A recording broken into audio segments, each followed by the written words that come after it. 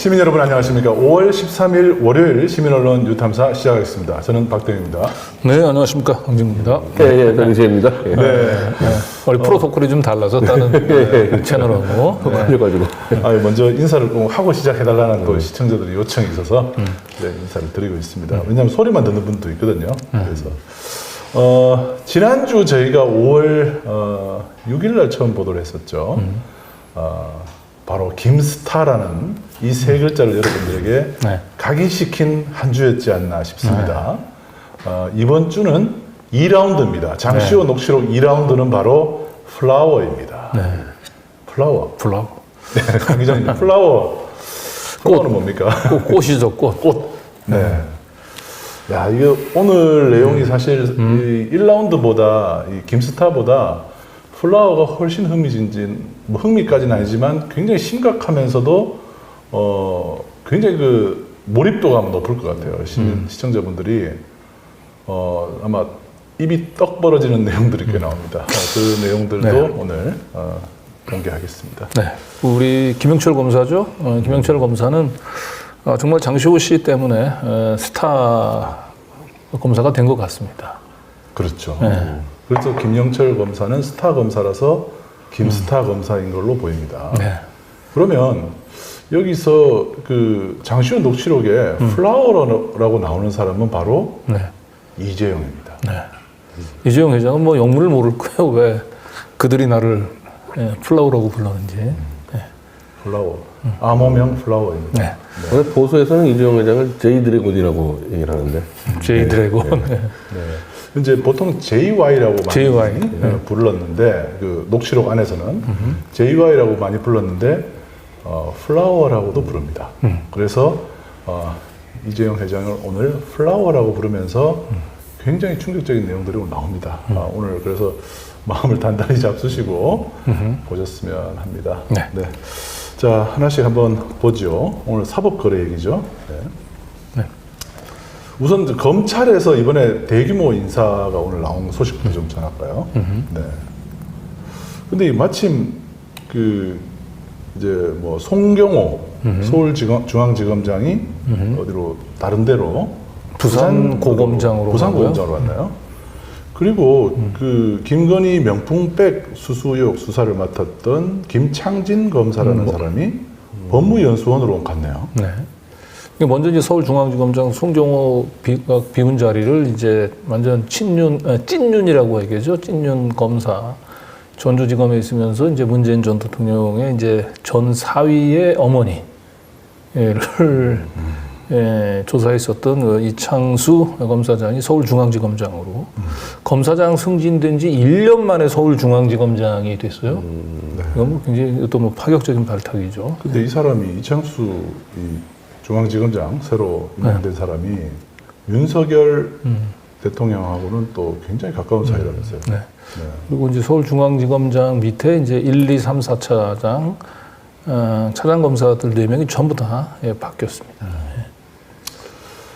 왜 바꿨을까요, 저렇게? 네. 수사를 계속할 의지가 있다면은 바꾸지 않았겠죠. 그리고 이제 그 서울중앙지검을 이제 그 윤석열, 한동훈 그 두 사람 중에 누가 이제 그 장악을 하느냐가 사실은 관전 포인트였는데 일단은 대통령실이 이제 민정수사까지 동원을 하는 이제 강수를 둔 끝에 일단 서울중앙지검은 전부 친윤 라인으로 사실상 교체를 한 것 같습니다. 그러면 한동훈은 그러면 이번에 좀 뒤로 밀린 건가요? 글쎄 이제 그 부분은 이제 우리 저 변희재 대표가 더 전문가 아닙니까? 어떻게 저 봐요? 고영건 4차장이 사실은 좀 요주의 인물인데, 태블릿 조작에 아주 깊이 개입해 있는 인물로서 한동훈과 아주 가깝고, 사실 정경심 전담수사에서 정경심 조국 교수를 완전 털었던 인물인데, 그래서 그러다 보니까 저희가 정경심 교수를 수사한 그 과거가 있잖아요. 그러니까 최소한의 그래도 이 김건희에 대해서 형식적 수사도 해야 된다고 이제 움직였던 사람이거든요. 완전히 이 사람도 사실은 따지면은 그 지금 우리가 얘기하는 수사농단의 핵심 인물인데도 김건희를 좀 건드릴 것 같으니까 뒤로 빼버리는. 그렇죠. 어떻게 보면 윤석열 사단이 사실은 무너지고 있는 현상일 수도 있어요.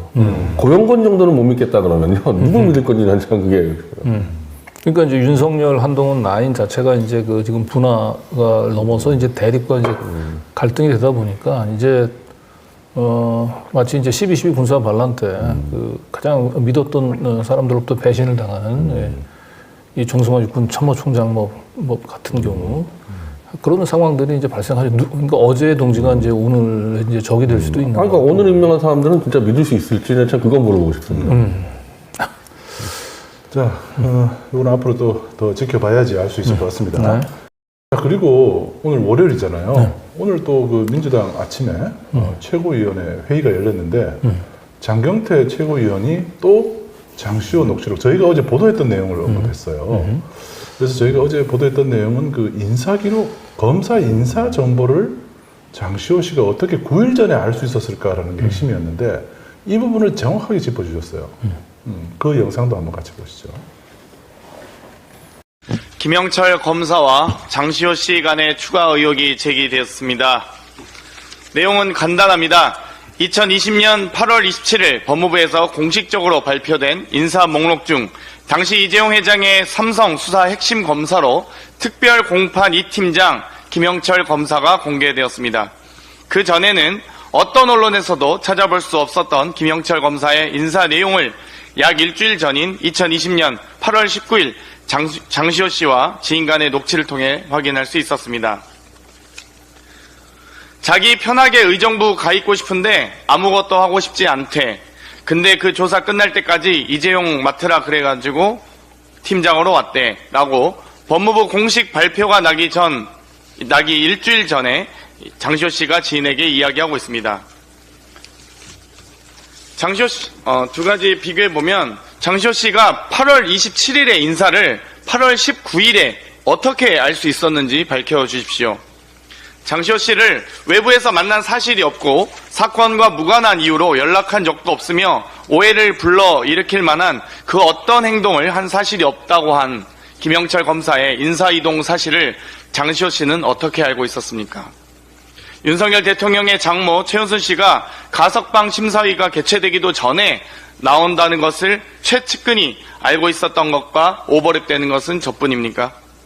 원래 검찰은 피의자와 오빠 동생하며 구형도 상의하고 증언 내용도 상의하고 심지어 검찰 인사발령까지 상의합니까?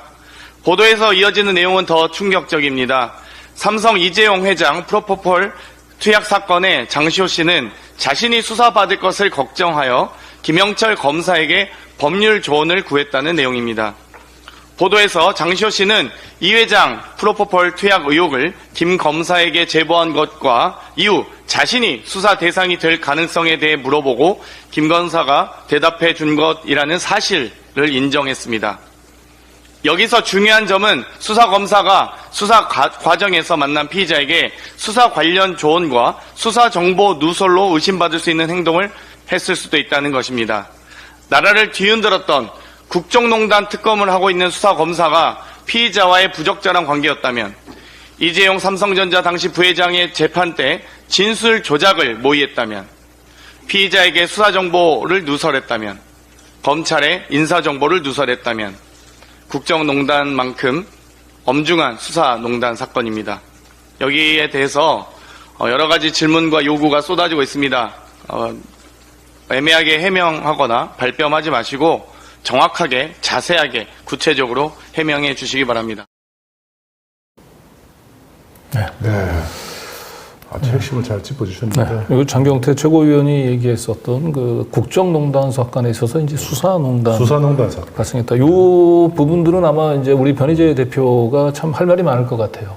태블릿 PC 그죠? 조작 네. 사건. 네. 특검 그 수사팀과 그 장시호 씨의 공모에 의한 그 태블릿 PC 조작을 굉장히 외롭게 그 지난 건 7년? 8년째. 예, 8년째 이제 외치고 있는 이제 변희재 대표 입장에서는 이게 사실은 이제 그 보수 이 정치권들에서 들고 일어나라 해서 하는데 저게 일단 민주당에서 드디어 이제 수사농단이라고 하는 얘기를 쓰면서 어떻게 보면 이제 변희재 대표가 얘기했었던 그 외로운 목소리에 좀 정치권이 이제 좀 관심을 이제 시작한 게 아닌가 싶어요. 지금 보수에서 지금 연락이 오고 있어요. 아, 보수에서도. 네, 잠잠하던 보수도 네.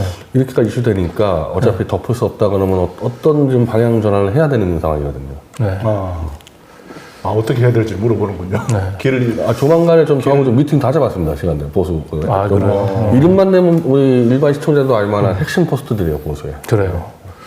지금 이제 윤석열이 어렵게 108석 해가지고 탄핵 저지선을 확보했는데 지금 이 국정농단 사건에 윤석열 한동훈 라인이 이 장시호 특급 도움을 계신 장시호하고 뭐 그 위증 교사를 하고 수사를 농단한 사실이 드러나게 되면은 이 보수의 그 가장 그 좀 핵심적인 인사들도 이제 흔들릴 수밖에 없고. 그래서 탄핵 저지선이 지금 무너질 수도 있을 것도 같긴 해요. 그렇죠. 예, 밑바닥 보수가 무너지면은 뭐 국힘당 무너지는 건 아무 일도 아니거든요. 네. 자, 그런데 주말 휴일을 거치면서 저희가 좀 예고를 했지 않습니까? 그 기자들 사이에서도 이게 좀 뭐 이상하다 이런 얘기들이 좀 나오고 있어요. 네. 그런 와중에 녹취록을 결국 확보한 또 다른 언론사가 하나 나왔습니다. 네. 시사인입니다. 네. 시사인에서 이제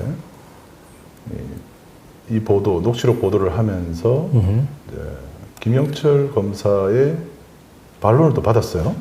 여기 보면은 우리 전화는 전혀 안 받는데 다른 기자들 전화는 잘 받습니다, 아주. 네. 김영철 검사는 5월 10일 시사인과의 통화에서 특검 수사 이후 장시호 씨가 연락을 해오면 받았고 원론적인 법적 조언을 해준 것은 맞다.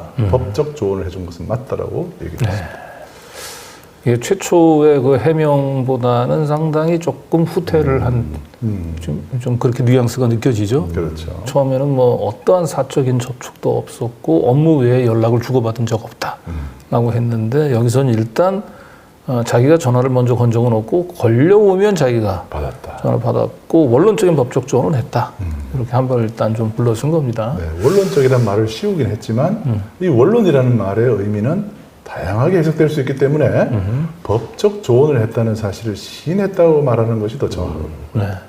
그래서 이 시사인도 지금 저희가 똑같은 이제 녹취 파일, 1,300여 녹취 파일을 지금 확보하고 있는 것 같습니다. 네. 이제 그 중에서 이제 이 장시호 씨가 이제 영재 스포츠센터에 이제 그 횡령건과 관련된 이제 민사 패소 직후에 이제 형사사건을 무마하기 위해서 김영철 씨하고 이제 연락을 취했다는 부분들을 주목해서 보도를 했죠. 네. 예. 오빠랑 전화해봐야지라는 뭔가 이제 소통 연락을 했다 이 정도까지만 지금 시사인에서는 짚은 것 같아요. 자, 자, 그리고 시사인은 이제 이 정도로 했는데 채널 A 같은 데는 지금 김영철 검사의 거의 뭐 대변인처럼 행동을 하고 있는 것 같아요. 그러니까 시사인은 이제 그 결국 이 사법거래 의혹에 대해서 초점을 맞춰서 지금 이제 파고 있는데 지금 이제 저희 그다음에 KPI 이어서 이제 거의 지금 이제 시사인이 거의 유일한 것 같아요. 그렇죠, 사법거래 의혹에 지금. 초점을 맞춘 언론은 이제 MBC도 뭐 그런 쪽 입장에서 이제 단신으로 좀 보도했습니다만 그 위에 보도가 나오고 있지는 않고요. 그런데 이런 가운데서 지금 적극적으로 김영철 그다음에 이제 장시호 씨의 입장에서 이 사법거래 또 이제 위증교사 의혹 이 부분들을 지금 덮으려고 하는 이제 언론들이 있죠. 그게 이제 채널 A하고 이제 중앙일보가 가장 앞장 쓰고 있는 것 같아요. 네, 장시호가 검사 위증교사가 없었다라고 이제 인터뷰를 했나 봐요. 이게 이제 작년 11월 7일 날 장시호 씨가 김영철 검사한테 이제 보냈다는 거죠. 그 내용을 보면 주로 이제 뭐 사과하는 거예요. 자기가 좀 잘못했다.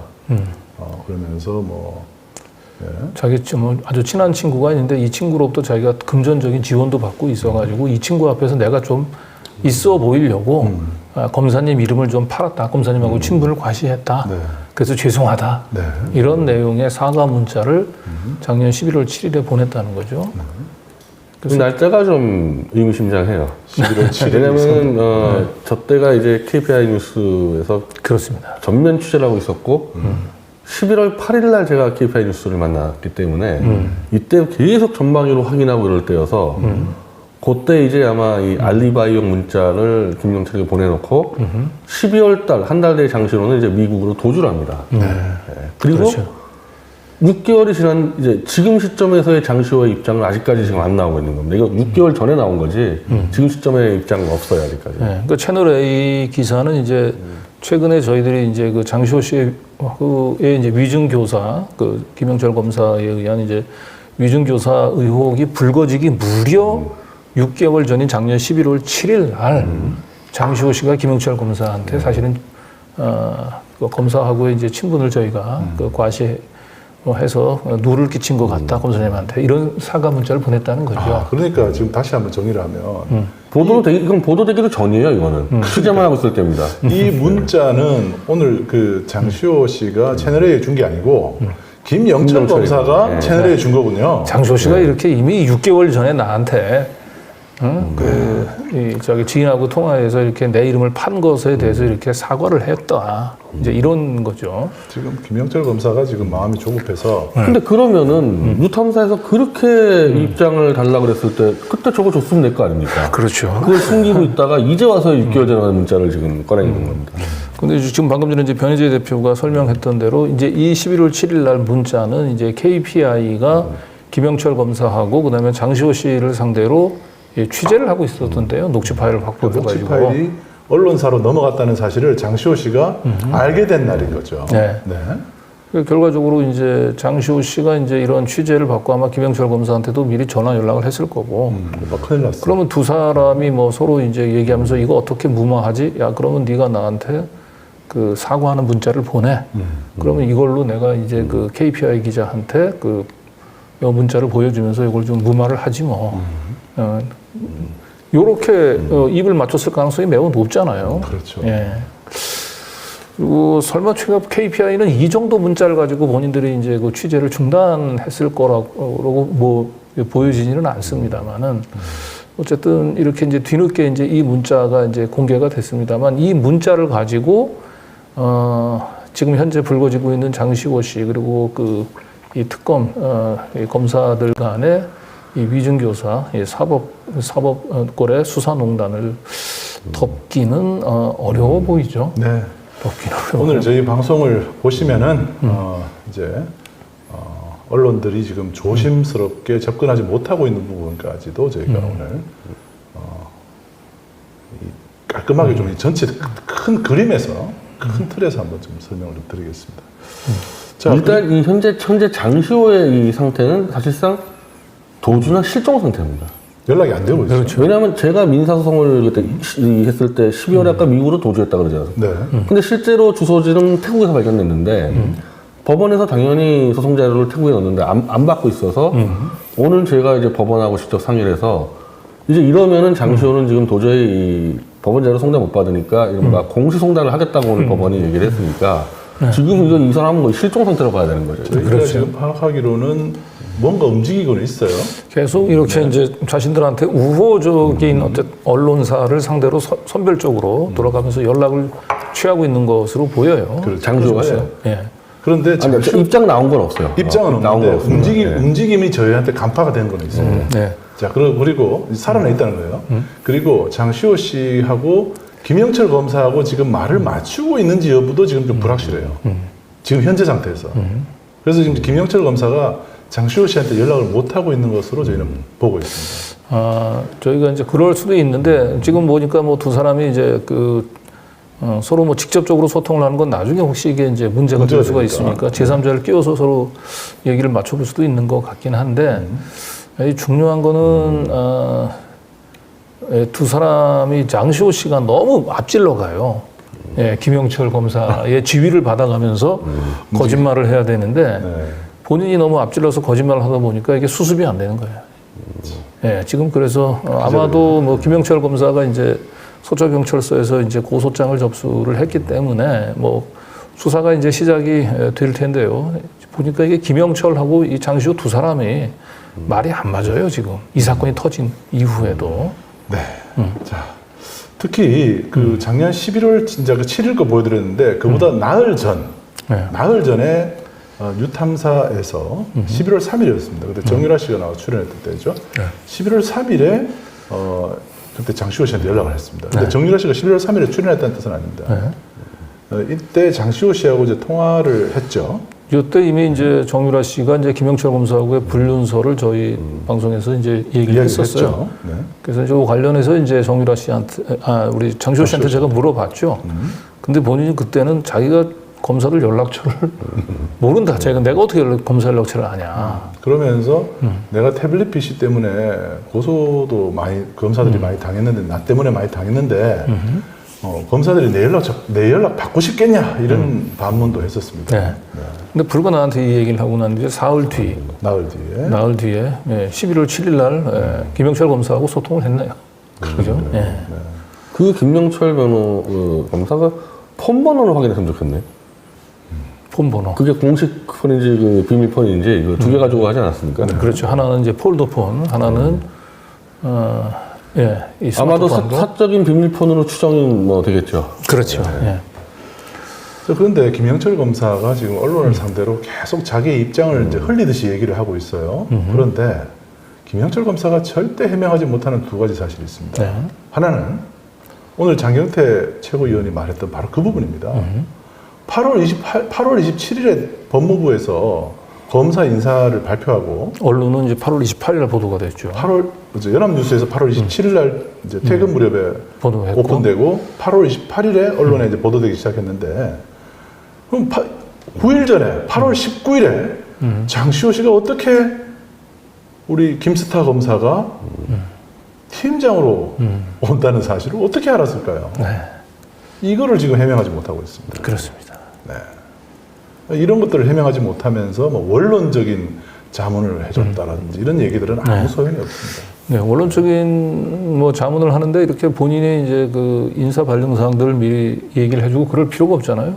자문에. 그렇죠. 자문하는데. 저거는 아마 내부 규정에 어긋날 겁니다. 인사 미리 생각하면은 인사 취소되는 경우도 허다하거든요. 뭐 그렇죠. 예. 그리고 또 하나 해명하지 못하고 있는 사실 또 하나 있습니다. 여러분 오늘 그 댓글에서 굉장히 많이 회자됐던 게 바로 헐레벌떡이었습니다. 헐레벌떡 뛰어오는 모습을 본 사람이 있습니다. 그것도 한 사람이 아니에요. 그런데 뭐라 그랬습니까? 이런 거 해명하지 못하고 있잖아요. 네. 그래서 이제 요 목격자가 지금 한 명인데요. 이제 제가 그 다시 한번 이 녹취 파일을 어제 들어봤더니 이제 장시호 씨가 이제 그 김영철 검사하고의 이제 미래를 즐기고 난 뒤에 그 에어비앤비를 통해서 예약을 했었던 그 숙박업소를 이제 나오면서 1시 10분, 1시 31분, 1시 36분 이렇게 세 번 바로 요 이제 그 김영철 검사를 목격했던 이제 지인하고 통화를 합니다. 그런데 이제 요 1시 36분경에 아마 통화에서 장시호 씨하고 요 지인들이 이제 서로 막 그 김영철 검사가 이제 그 방 안에서 어떤 행동을 했는지 보면서 막 깔깔대고 얘기를 하는데 그 얘기를 제3자가 또 듣고 있었어요. 같이 그러니까 그 지인분이 혼자 있었던 게 아니고 전화가 왔을 때 차를 타고 가는데 그 지인분 옆에 지인분의 남자친구가 있었던 걸로 보입니다. 그 같이 이렇게 말을 섞는 그 부분이 녹취 파일에 나와 있어요. 그러니까 결과적으로 그때 목격자는 물론 직접 눈으로 봤던 사람은 이제 한 명입니다. 김영철 검사를. 그러나 김영철 검사 관련해가지고 이제 그 서로 대화를 주고받았던 하는 내용을 그걸 옆에서 들었던 사람이 있습니다. 그러니까 김영철 검사는 이 문자 11월 7일 날 문자 하나 슬쩍 던져가지고 그걸로 막을 수 있는 사안이 아닙니다. 지금 직접 눈으로 본 목격자 옆에서 들었던 또 다른 또 이 목격자 증인 막아야 될 게 한두 군데가 아니거든요. 그리고 인사 발령 결정적으로 어떻게 장시호 씨가 그 김영철 검사의 그 공판 팀장 발령을 9일 전에 알았는지 이런 부분들에 대해서 성실한 해명을 해야 되는 거예요. 11월 7일 날 그냥 문자 던져놓고 장시호 씨가 나한테 뭐 친분을 과시한 부분들에 대해서 미안해하는 사과한 문자를 보내왔다. 이런 걸로 덮으려고 하면 안 되는 거예요. 전형적인 알리바이 조작으로 보여지죠. 네. 굉장히 좀 애처로워요. 제가 볼 때는. 그래도 명색이 본인이 21년간 그 검사를 했다는 사람이고 그래도 이제 국정농단 사건의 특검에 파견갔던 굉장히 엘리트 검사인데 이 정도밖에 그 수습 능력이 안 되나? 저희가 봤을 때는 정말 안타깝습니다. 용기도 없고요, 지략도 없습니다. 지금 현재. 네. 또 이제 이따가 마지막 말미에 김영철 검사의 우리가 뭐 흔히 이제 속칭 이제 안습이라 그러죠. 네, 안타까운 장면을 또 하나 저희가 제보를 통해서 받은 영상이 있습니다. 그걸 보시면 여러분들이 아마 좀 기가 막힐 것 같습니다. 예. 그리고 이제 요 다음서부터는 이제 오늘 이제 보여주려고 했던 사건은요, 이제 결국은 이재용 그 삼성 부회장, 지금 회장이 됐죠. 그 특검에서 이제 그 국정농단, 그 결국 이제 박근혜에게 이제 그 뇌물을 바친 혐의로, 최순실을 통해서 뇌물을 바친 혐의로, 이제 구속이 돼서 이제 재판을 받던 도중에, 그 마약 사건, 프로포폴 투약 사건이 또 터집니다. 그 과정에서 이 장시호 씨와 김영철 씨 간의 모종의 사법 거래. 그러니까 그 당시에 또 장시호 씨도 역시 이재용 부회장이 연루되어 있는 프로포폴 투약 사건과 똑같은 병원에서 프로포폴 투약하고 엮여 있었어요. 그리고 그 당시에 장시호 씨는 또 영재스포츠센터 횡령건으로 고소가 돼서 또 수사를 받고 있었던 상황이거든요. 이제 이런 상황에서 장시호 씨가 이재용에 대한 본인 표현으로는 치명적 핸디캡이라고 그랬죠. 네. 치명적 핸디캡을 가지고 어떤 식으로 김영철 검사하고 딜을 했는지 이제 그 흐름들을 이제 오늘 저희가 한번 좀 보여주려고 합니다. 그러니까 어떻게 보면 지난번에 이제 그 이재용에 대한 이제 뇌물 공판에 있어서 위증 교사 등의 이제 그 1차 말하자면 사법 거래를 우리가 보여줬다고 한다면 오늘은 새로운 2차 사법 거래입니다. 이것은 이제 장시호 씨가 자신의 범죄 혐의를 무마하기 위해서 이제 이재용을 또 제물로 삼았고 역시 또 이 전반적인 과정을 보게 되면 삼성이 또 이재용 회장이 일방적인 피해자라는 생각은 또 들지는 않습니다. 예. 검찰에서 또 이재용을 또 봐주죠. 네. 근데 이 과정에서 정작 피해자는 이 삼성과 관련된 뭔가 사건을 추적했던 한 명의 기자가 있습니다. 네. 그 기자가 피해자가 아닌가 싶어요, 제가 볼 때는. 그 기자가 쓴 기사 하나 볼까요? 네.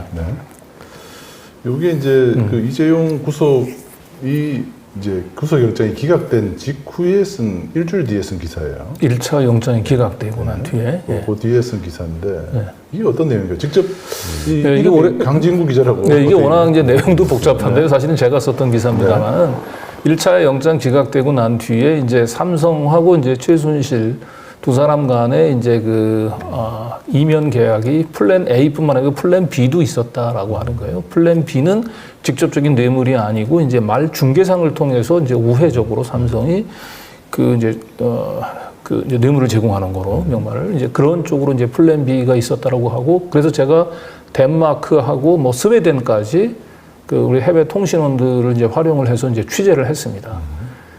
그래서 이제 1차 영장이 기각되고 난 뒤에 망연자실해하던 특검팀이 제 기사를 보고 환호를 올렸다고 하고요. 그래서 김영철 검사가 직접 저한테 연락이 옵니다. 기자님이 취재했었던 자료를 좀 주십시오라고 해서 제가 자료를 줬고 제 자료 취재 자료를 기초로 해서 2차로 영장을 청구를 했고 결국은 발부가 됐습니다. 네. 그래서 결국은 이제 이재용 부회장이 이제 구속이 된 거예요. 예. 여기 이제 일지별로 한번 타임라인을 좀 보죠. 네. 좀 확대해서 하나씩 보겠습니다. 자, 1월 17일 날 이재용 영장이 기각됩니다. 네. 그리고 24일에 강진구 기자가 삼성 명마 뇌물 단독 보도를 되죠. 엄격히 이제 플랜 B를 제가 단독 보도를 했고요. 이걸 기초로 그러고 난 뒤에 이제 이재용 영장이 발부됩니다. 네. 이 과정에서 저하고 특검팀이 연락 업무를 담당했던 사람이 바로 김영철 검사입니다. 김영철 검사가 제가 취재를 설피하지 않고 굉장히 꼼꼼히 한다는 걸 이미 알았을 거예요, 이때. 네. 그런데도 지금 계속해서 거짓말로, 어설픈 거짓말로 지금 이 위기를 지금 벗어나려고 하는데 그렇지 마세요. 그래서 연락을 받고 있지 않는 것 같아요. 네. 알기 때문에. 자, 그래서 17년 8월에 실형 선고를 받고요. 그 다음에 18년 2월에 집행유예 석방이 됩니다. 이재용. 그리고 19년 8월에 2심 판결 파기환송이 되고요.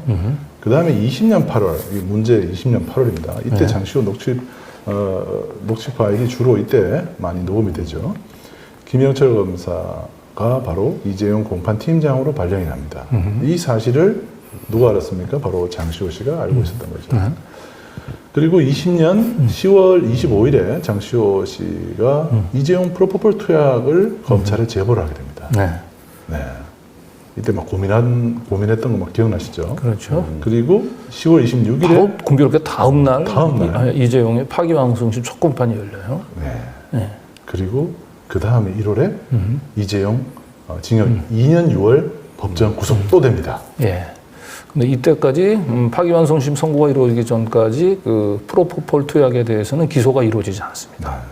검찰이 저 카드는 그냥 쥐고 있었던 거고 그렇죠. 뭔가 저걸 이재용을 압박하기 위한 카드로 저는 활용했을 가능성이 높다고 보여요. 네. 네. 그리고 21년 2월 24일에 장시호가 영재센터, 동계영재센터 횡령 혐의가 공소권 없음으로 결론이 그렇죠. 납니다. 그러니까 장시호는 이재용의 치명적 약점을 제보한 대가로 빠져나갔죠. 빠져나간 거로 횡령 혐의에서 빠져나갔습니다. 그럴 가능성이 높다는 거죠. 네. 그리고 21년 6월에 이재용 프로포폴 투약 혐의로 약식 기소됩니다. 네. 네, 만약에 저기 항소심 선고 전에 저 프로포폴 투약 혐의까지 기소가 됐다면 이재용은 뭐 가루가 됐을 거예요. 예, 2년 6개월이 아니고. 예. 그런데 6월 17일에 검찰이 갑자기 정식 재판을 청구했고요. 그리고 21년 7월에 네. 요거부터 먼저 보죠. 네. 21년 8월에 이재용이 광복절 가석방이 돼서 나옵니다. 그렇습니다. 예. 그런데 그보다 한 달 전에 예. 분위기 파악을 못하는 네, 한 기자가 있었어요. 어떤 기자가 네. 아크로비스타 삼성 뇌물 전세권 설정을 취재하던 기자가 있었어요. 네. 그 기자가 정직 징계를 받게 됩니다. 네. 경향신문에서. 그렇습니다. 그러니까 지금 이재용 광복절 석방시켜 주려고 지금 빌드업하고 있는 상황인데 갑자기 재뿌리는 두 번째 재뿌리는 기자가 그 전에 2017년에 그때 그 이재용을 구속시키는데 결정적인 기여를 했던 한 기자가 또 뭔가를 취재하겠다고 또 하니까 정직 징계라는 황당한 일이 벌어집니다. 그리고 21년 10월에 이재용 프로포폴 투약 벌금 7천만 원으로 봉합됩니다. 사실 벌금이 7천만 원이 굉장히 너무 벌금이 굉장히 센 건데 저건 뭐 사실은 이제 징역으로 가야 될 거예요. 벌금으로 돌린 거로 봐야 되겠죠. 근데 이렇게 이제 전반적으로 보면은 결국은 그 파기환송심에서 이재용 이제 집행유예 상태였던 이재용을 실형 2년 6월 구형 선고를 받아서 특검팀도 사실은 체면을 살렸고 그리고 파기환송심 하고 난 뒤에 한 6개월 후에 이재용은 이제 그 가석방으로 풀려났기 때문에 사실 뭐 사실 실리를 좀 챙긴 거예요. 네. 그리고 약식 저 프로포폴 같은 경우는 약식 기소로 끝내줬고요. 그리고 장시호 씨는 이제 본인이 지긋지긋하게 따라다니던 이제 동계 스포츠센터 이제 횡령 혐의를 이제 떨어낸 거고. 그러니까 이들은 다 서로 윈윈이 된 건데, 저만 이제 저 와중에서 눈치채지 못하고 저런 거대한 음모가 있었던 걸 나는 몰랐어요. 그러다 보니까 네. 장시호 녹취 파일을 통해서 네. 저런 이 거대한 음모가 윤곽을 드러냈습니다.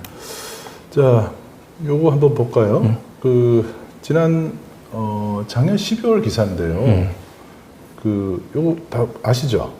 요거 저 분식 파티. 네, 재벌 회장들을 전부 다 집합을 시켜가지고 부산 엑스포 떨어지고 난 뒤에 네. 예, 부산의 재래시장에서 떡볶이와 튀김을 먹으면서 저렇게 아주 행복한 표정을 짓고 있습니다. 그 중에 삼성 이재용 회장의 모습이 보이죠. 그런데 SK 최태원 회장은 보이지 않습니다. 네. 지금 총수 오너 중에 최태원만 빠져있네요. 그렇죠. 네. 다들 오너가 직접 왔는데. 네. 그리고 이때가 이제 마침 분식회계 재판 중이었나 봐요. 네. 그래서 사진도 하여튼 희한한 사진을 조선일보에서 이제 셀렉을 했는데 네.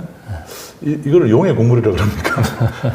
대통령이 오뎅 어묵 국물을 갖다가 이렇게 부어주면서 두 손으로 감사히 하며 표정이 아주 묘해요. 아주 좀 서글픈 자신의 신세를 탓하는 것 같기도 하고 묘한 표정으로 어묵 국물을 받아드는 모습. 네. 요게 왜 이런 자세가 나왔는지를 오늘 장시호 녹취 파일을 통해서 여러분들이 아실 수 있습니다. 네. 자, 그리고 자, 윤 대통령 만나고 2달 뒤에 삼성 이재용 회장은 분식회계 1심 무죄 선고를 받고 지난 2월이었습니다. 그래서 삼성은 이제 사실상 모든 사법 리스크를 이제 다 잠재해 온 거죠. 이제 2016년 이제 국정농단 사건에서 시작됐던 이재용 삼성의 사법 리스크는 이제 뭐 사실상 다 이제 해결된 상태로 보이죠. 자, 그래서 지금부터 이제 장시호 녹취 파일 들을 텐데요. 이 이재용의 이런 그 언론으로 보도되는 이 짧은 내용들 있죠. 이 안에 어마어마한 내용들이 숨어 있습니다. 왜 이런 판결이 났고, 이재용은 왜 저기에 가 있고, 이런 내용들이 꽤 자세하게 여러분들이 이제 윤곽을 좀 보실 수가 있을 것 같아요. 네. 우선 지난 5월 6일에 저희가 처음 공개했던 녹취 파일 중에 한 개를 먼저 좀 들려드리겠습니다. 예, 이건 배경 설명을 좀 해야 될 것 같아요. 여기 통화가 이제 장시호 씨 통화가 있는 게 2020년 10월 9일인데 이 당시는 아까 얘기했던 대로 김영철 검사가 이재용 공판 팀장을 맡아서 그 이재용의 첫 번째 파기환송심 공판을 앞두고 있었던 때예요. 이 당시에 그 장시호 씨는 그 이재용 그 부회장의 치명적 핸디캡, 그냥 프로포폴 투약. 이것도 프로포폴 투약도 사실은 얘기를 들어보면 장시호 씨 얘기는 굉장히 엽기적인 내용들인데 이제 이 사실을 장시호 씨가 이제 알고 있던 상황에서 김스타 검사가 콜을 부르죠. 장시호 씨를 한번 만나자고. 그래서 장시호 씨가 뭔가 짐작이 가는 바가 있습니다. 김스타가 김새를 챘구나. 나로부터 이재용에 관련된 혐의를 들으려고 하는구나. 근데 내가 이걸 이재용을 이번에 이걸 팔아야 되나? 왜냐면 자기도 골 잡은 이제 저기 그 영재 스포츠센터 이제 횡령권이 걸려 있으니까. 이제 그래서 이 삼성 이재용 회장의 이제 그 불리한 그 증언을 검찰에 이제 이걸 꼰질러야 되나 말아야 되나 뭐 이런 걸 놓고 굉장히 고민하고 있던 그런 상황이거든요. 예. 자, 2020년 10월 9일로 다시 한번 가보겠습니다. 네. 자, 너의 주관적인 생각이 필요해. 나의 주관적인 냉철한. 냉철? 아주 어려운 문제야. 별로 안 어려울 것 같아 왠지. 어려워. 오케이. 내가 월요일날 김스타를 만나는데 어렵다 시작부터. 내가 JY에 대해서 뭘 알아. 그 얘기를 해달라는데 해야 될까 말아야 될까. 고민할 것도 없이 너무 나는 삼성에서 죽으면 안 되는 거지. 당연하지. 근데 이 오빠는 내가 알고 있는 걸 알아. 그래도 너 더 이상 삼성 관련된 거 개입하고 하면 절대 안 돼. 해야 되지 그냥. 당연하지. 너 나한테 물어봐줘서 진짜 땡큐야. 절대 안 돼. 나는 네가 알고 있는 걸 아는데 너를 불러서 조사하고 싶진 않대. 우회적인. 얘기하고 넘어가면 좋겠대. 개인적으로 얘기하고 넘어간다는 말 자체가 굉장한 모순이야. 그럼 오빠가 나를 지켜줄 거냐고. 재판 중인데 26일날 공판 기일이 잡혔는데 거기에 나도 연관이 되어 있어. 또. 그냥 너무 나랑은 이상하게 너무 많이 겹쳐. 그러니까 지금 공판인데 너 이번 본재판에 정식으로 너 부르고 할 일은 없잖아. 이번 주는 제일모직이니까 나랑 상관없지. 제일 합병 사건이. 근데 내가 굉장히 큰 핸디캡을 알고 있어 지금. 이유 불문하고 알지? 절대. 근데 김스타는 자기한테 내가 비밀이 없길 바라지. 일단 7시 집 앞으로 온다는데 알겠다고는 했는데 나도 생각을 좀 해보겠다 그랬어. 오빠는 널 믿는다 그러더라. 믿는다면은 널 지켜줘야지. 너 입에서 나오게 말 나오게 하면 안 되지. 근데 왜 여기 네가 끼어있냐 이거지. 알고 있었다며. 그러니까 긴지 아닌지 확인을 해달라는 거지. 그래서 너한테 내가 이 얘기를 되게 말할까 말까 고민을 많이 했어. 또 그것 때문에 고민돼서 그래서 얼굴 그랬구나. 아픈 거야 지금.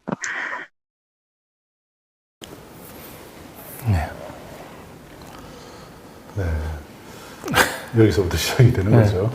우리가 이제 지난번 방송에서는 과연 이 장시호 씨가 알고 있는 그 이재용의 치명적 핸디캡이 뭘까 이게 궁금했었는데 뭐 이거는 사실은 보니까 이제 프로포폴 투약 건이었던 걸로 뭐 거의 확인이 됐고요. 그리고 여기서 이제 장시호 씨가 26일 날 이제 공판이 진행된다는 얘기를 했죠. 예. 그래서 이게 10월 달 통화니까 26일이면 이제 26일이에요. 10월 26일 날. 근데 10월 26일 날 실제로 재판이 열렸습니다. 재판이 있었죠. 네. 이게 이제 대법원 자료예요. 대법원에서 사건 번호를 입력해서 이렇게 이재용 사건입니다. 이게 파기환송심입니다. 대법원에서 파기환송된 고등법원 사건입니다. 네. 2016 노예 1937 사건 번호 이재용 피고인 재판부 제1형사부 여기 보시면 10월 26일에 피고인 이재용 불출석으로 일단 재판이 있긴 있었습니다. 그러니까 이제 첫 재판이기 때문에 피고인은 뭐 직접 안 나왔던 모양이에요. 네. 네. 저것도 뭐 이재용이니까 가능한 거죠. 불출석 재판이. 여기 뭐 낯익은 이름이 한 명 있죠. 양재식이라는 대장동 네. 양재식 양재식 검사 출석을 했습니다. 그런데 여기에 또 누가 출석을 하냐면요. 김영철 검사가 출석을 합니다. 네. 김영철 그렇죠. 검사가. 네. 그리고 또 우리 낯익은 이름 또 하나 있습니다. 이복현 금감원장이 검사일 때 여기도 출석합니다. 그리고 또 한 명이 또 있습니다. 강백신 검사도 이날 출석을 했습니다. 이 세 사람이 같은 자리에 있었던 겁니다. 네. 결과적으로 이제 장시호는 직감을 하고 있는 거예요. 10월 26일 날 이제 제이와의 이재용의 첫 공판을 앞두고 지금 김스타가 나를 이제 보자고 하는데 틀림없이 아마 내가 알고 있는 이재용의 치명적인 약점을 알고 싶을 것 같다. 그래서 이제 이걸 풀어야 되나 말아야 되나 이제 고민을 하고 있는 거죠. 네. 자기가 살려면 이제 삼성하고 또 척이 줘야 되니까 삼성하고 척이 지는 것도 싫고 무엇보다도 프로포폴 투약 이재용 걸 파다 보면 자기도 거기 엮여 있기 때문에 과연 나는 거기서 살아날 수 있을까, 무사할 수 있을지 이제 그 부분도 김스타 검사가 적어도 장시호는 이 프로포폴 문제에서는 좀 벗어나게 해준다면은 얘기하겠다. 이 정도는 이제 서로 얘기할 수 있는 이제 그런 상황을 지금 만들고 싶은 거예요. 그죠? 네. 그러면서 자기 친구한테 뭐 어떤 방법이 좋을까 뭐 이런 거 물어보는 거예요. 네. 네, 10월 9일 통하고 월요일 날 7시에 만나기로 했다는 거죠, 김스타를. 그렇죠. 10월 12일이에요. 네. 근데 우리가 10월 12일 날 그래서 만난 거로 알고 있었잖아요. 네. 근데 뒤에서 보면 알겠지만 실제로 만나진 않았습니다. 예. 자, 그 이제 차차 또 보기를 하고요. 10월 9일 하나 더 들어보죠. 버텨야 근데 돼. 이제 여기서는 이재용이 뭐라도 후다를 까야 재판 쪽이 유리해진. 그치. 그래서 나는 이제 개인적으로 이 회장님한테 더 이상 피해를 드리고 싶지 않거든. 너 마음이 그런 것도 중요하고, 안 돼, 절대. 아니 내가 삼성이 무서워가 아니라 아, 무슨 이 말인지 알아. 회장님 자체가 나한테 너무 따뜻하게 대해주셔서 인간적으로도 너는 제이와의 상대를 더 그러고 싶지 않다는 거잖아. 그럼 그것만으로도 충분히 김스타는 언제든지 나한테 검사로서 다가올 수 있는 사람이거든. 다시. 검사는 뼛속까지 검사인 거야. 맞아. 그리고 본인, 은 시키지 않겠지만 나를 다른 사람한테 내 사건을 넘길 수는 있겠지. 그리고 본인의 입지나 이런 모든 걸 위해서 언제든지 검사는 다시 그럴 그리고 수 오빠는 있어. 지금 제일모직 사건이 삼성 사건 5년을 해왔잖아. 그리고 다 떠났대. 자기 지금 밖으로도 떠나고 그러니까. 떠나고 다 그 삼성과 상대로 이게 너무 힘들어서 그래갖고 내가 특검에 단장이라고 특검 단장이 있었어. 그 팀장 밑에. 단장님도 내가 카톡 바꾸니까 죽었는 줄 알고 전화해 주셨더라고. 좀 잘하시니까. 장시호 씨는 아직도 사막에서 오아시스를 만나려면 시간이 몇 년이 더 걸리실 거라고. 그냥 사막을 걷는 느낌으로. 오늘 하루도 모래조리가 한 번 안 쳤으면 감사하고 사시라고 그냥 그러시더라고. 그냥 문지방에 비가 넘어오는 소리에 행복하게 살고. 참. 목마르면 물 마시세요. 그렇게만 사세요. 나한테 그러더라고. 숨만 쉬고 있으라는 거네. 응. 그치? 아, 생각하는데 왜 하필 JR 계속 엮이는 걸까? 근데 답은 너무 심플해. 이건 고민하고 신중하게 생각할 여지도 없어.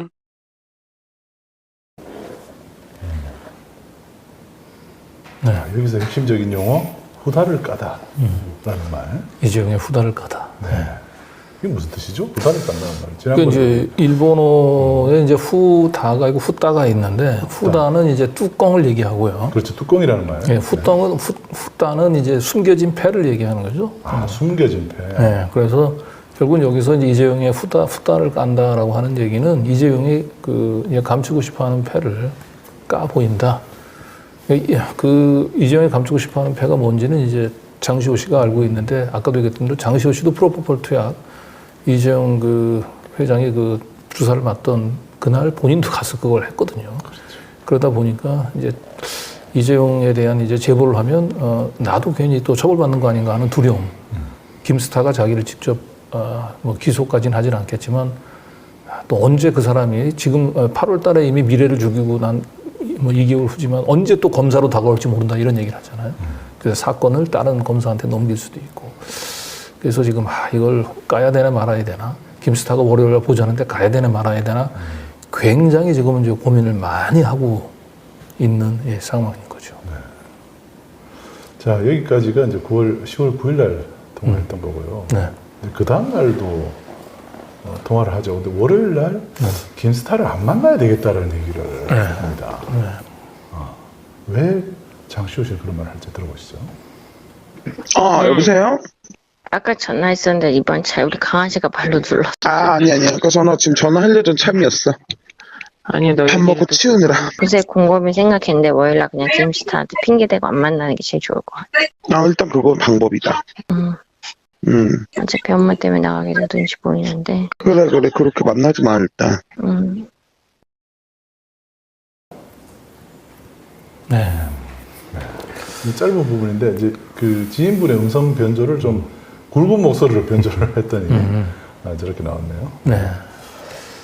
자, 결과적으로 저렇게 해서 10월 10일 날 자기 핑계 대고 이제 나 김스타 월요일 날 만나자고 그러는데 안 나가야 되겠다. 이게 일요일 날 통화니까요. 그래서 아마 그 다음날 월요일 날 김스타하고의 면담은 이제 불발이 된 것 같아요. 안 만난 것 같아요. 예. 자, 그리고 이제 11일, 12일이 지나서 13일에도 통화를 하죠. 네. 네. 이건 어떤 내용인가요? 근데 이제 이때 이제 어떤 일이 있었냐면은 이제 그 이재용 부회장과 그다음에 장시호 씨가 동시에 이제 그 프로포폴 투약을 했었던 이제 강남에 이제 한 성형외과가 있어요. 그 원장 신모 씨가 운영하는 그 성형외과가 있는데 이 성형외과를 이제 그 용인경찰서에서 이제 털어가지고 그 한참 그 이제 불법적인 프로포폴 시술과 관련해서 저 간호사들을 마구 불러가지고 막 조사를 하고 그랬었던 때인 것 같아요. 그래서 이제 장시호 씨는 괜히 그 내 이름이 좀 튀어나올까 막 굉장히 막 전전긍긍하던 이제 그런 상황입니다. 그래서 이제 용인경찰서니까 이제 수원지검 관할이잖아요. 예, 수원지검 뭐 성남지검 뭐 이런 쪽 관할인데 그래서 이제 본인이 이제 그 염탐을 하기 위해서 이 수사가 어떻게 되는지 본인이 굉장히 불안해하면서 이제 이 사건이 어떻게 진행되는지를 계속 이렇게 알아보는 그 상황입니다. 네, 같이 들어보시죠. 걱정만 잔뜩이야. 나 지금 여기 성남법원 앞에 왔어. 아, 진짜? 너 목소리 왜 그래? 나 지금 링어 갖고 자고 있어. 자고 알았어. 빨리 자고 있어.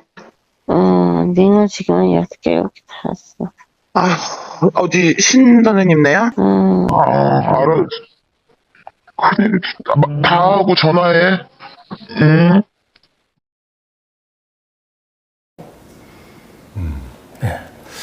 굉장히 지금 불안해하고 있는 상황이죠. 네. 링거 맞고 자고 있을 정도로. 네. 성남 지원에 있었던 건 지인이 성남 지원에 있었군요. 보니까 난 장시호 씨가 성남 지원에 있는 줄 알았는데 그건 아니고 어쨌든 굉장히 지금 경찰 수사가 조금 좁혀오면서 본인이 굉장히 지금 이제 조급해하고 있었던 상황이고요. 근데 이제 이런 상황에서 그 성형외과 원장을 직접 장시호 씨가 만난 모양이에요. 그런데 이 성형외과 원장도 지금 상황이 굉장히 지금 안 좋다. 느낌이 안 좋다라고 하는 걸 이제 이 얘기를 장시호 씨한테 했던 모양입니다. 네. 계속 들어보시죠. 이어서 보시죠. 여보세요? 아, 김스타한테 전화했다. 이거 검찰 조사 받아야 되는데, 검찰 조사 받으면서 거기서 무고죄로 다시 고소를 하든지, 일단 조사는, 그게 들어오기 때문에 받아야 되는데, 나 오늘도 지정실에 있기 싫어서 지금 약 처먹고 잤는데, 아까 너한테 전화했지? 연락 수리하고 있었지? 아니야. 수리한 거 없어. 그냥 너 저기 아파서 누워있다 그래서 빨리 누워있으라고 그랬어. 조사는 받는 건 받아야지. 내가 보낸 거 봤어. 걔가 말한 그게 뭔지는 감 잡히는 건 있어? 내가 지금 저 JY랑 뭔가 연결돼 있는 게 있으니까 아예 그냥 우리 집이랑 끊어내려고 그러는 것 같아. 그래서 엄마한테 사임계를 낸다고 얘기를 해달라. 내가 지금 엄마한테 그 얘기를 어떻게 하니? 뭐 변호사에 씨발 천지 빼까리로 무고죄 걸 사람 너한테 부탁하면 아이 당연하지. 돈 쓸 것도 없어. 그거 걱정하지도 마. 그거는 변호사도 이 와중에 그렇게 돈 받아먹고는 김스타를 어떻게 만나야 되나 고민하고 있었고. 그치. 사임한다는 것도 진짜 대박이다. 아무 생각도 안 하는 건 좋은데 이게 지금 계속 디프레스 심하게 되고 있잖아. 아니 자기도 지금 자기 몸이 아니라 지금 나를 받아줄 수가 없다고 미안하다고 또. 내 옆에 오지 말랬는데. 아니 웃으면 안 되는데 솔직히 신 선생님이랑 너랑 애증 관계도 아니고 맨날 오늘은 이제 오지 말아라. 나는 간다 또 오지 말아라. 그거야 나는 간다. 나는 간다 오지 마라. 하지만 오면은 또 내치지 못하고 또 가고. 자기 검찰에서 압수수색 한번 다시 들어올 거래. CCTV 다 찍힌 거 나올 거래. 모르겠다고. 그럼 그때 가서 생각 씨발 비타민 맞으러 오는 것도 죄냐고. 얼굴에 성형하러 오는 것도 죄냐고.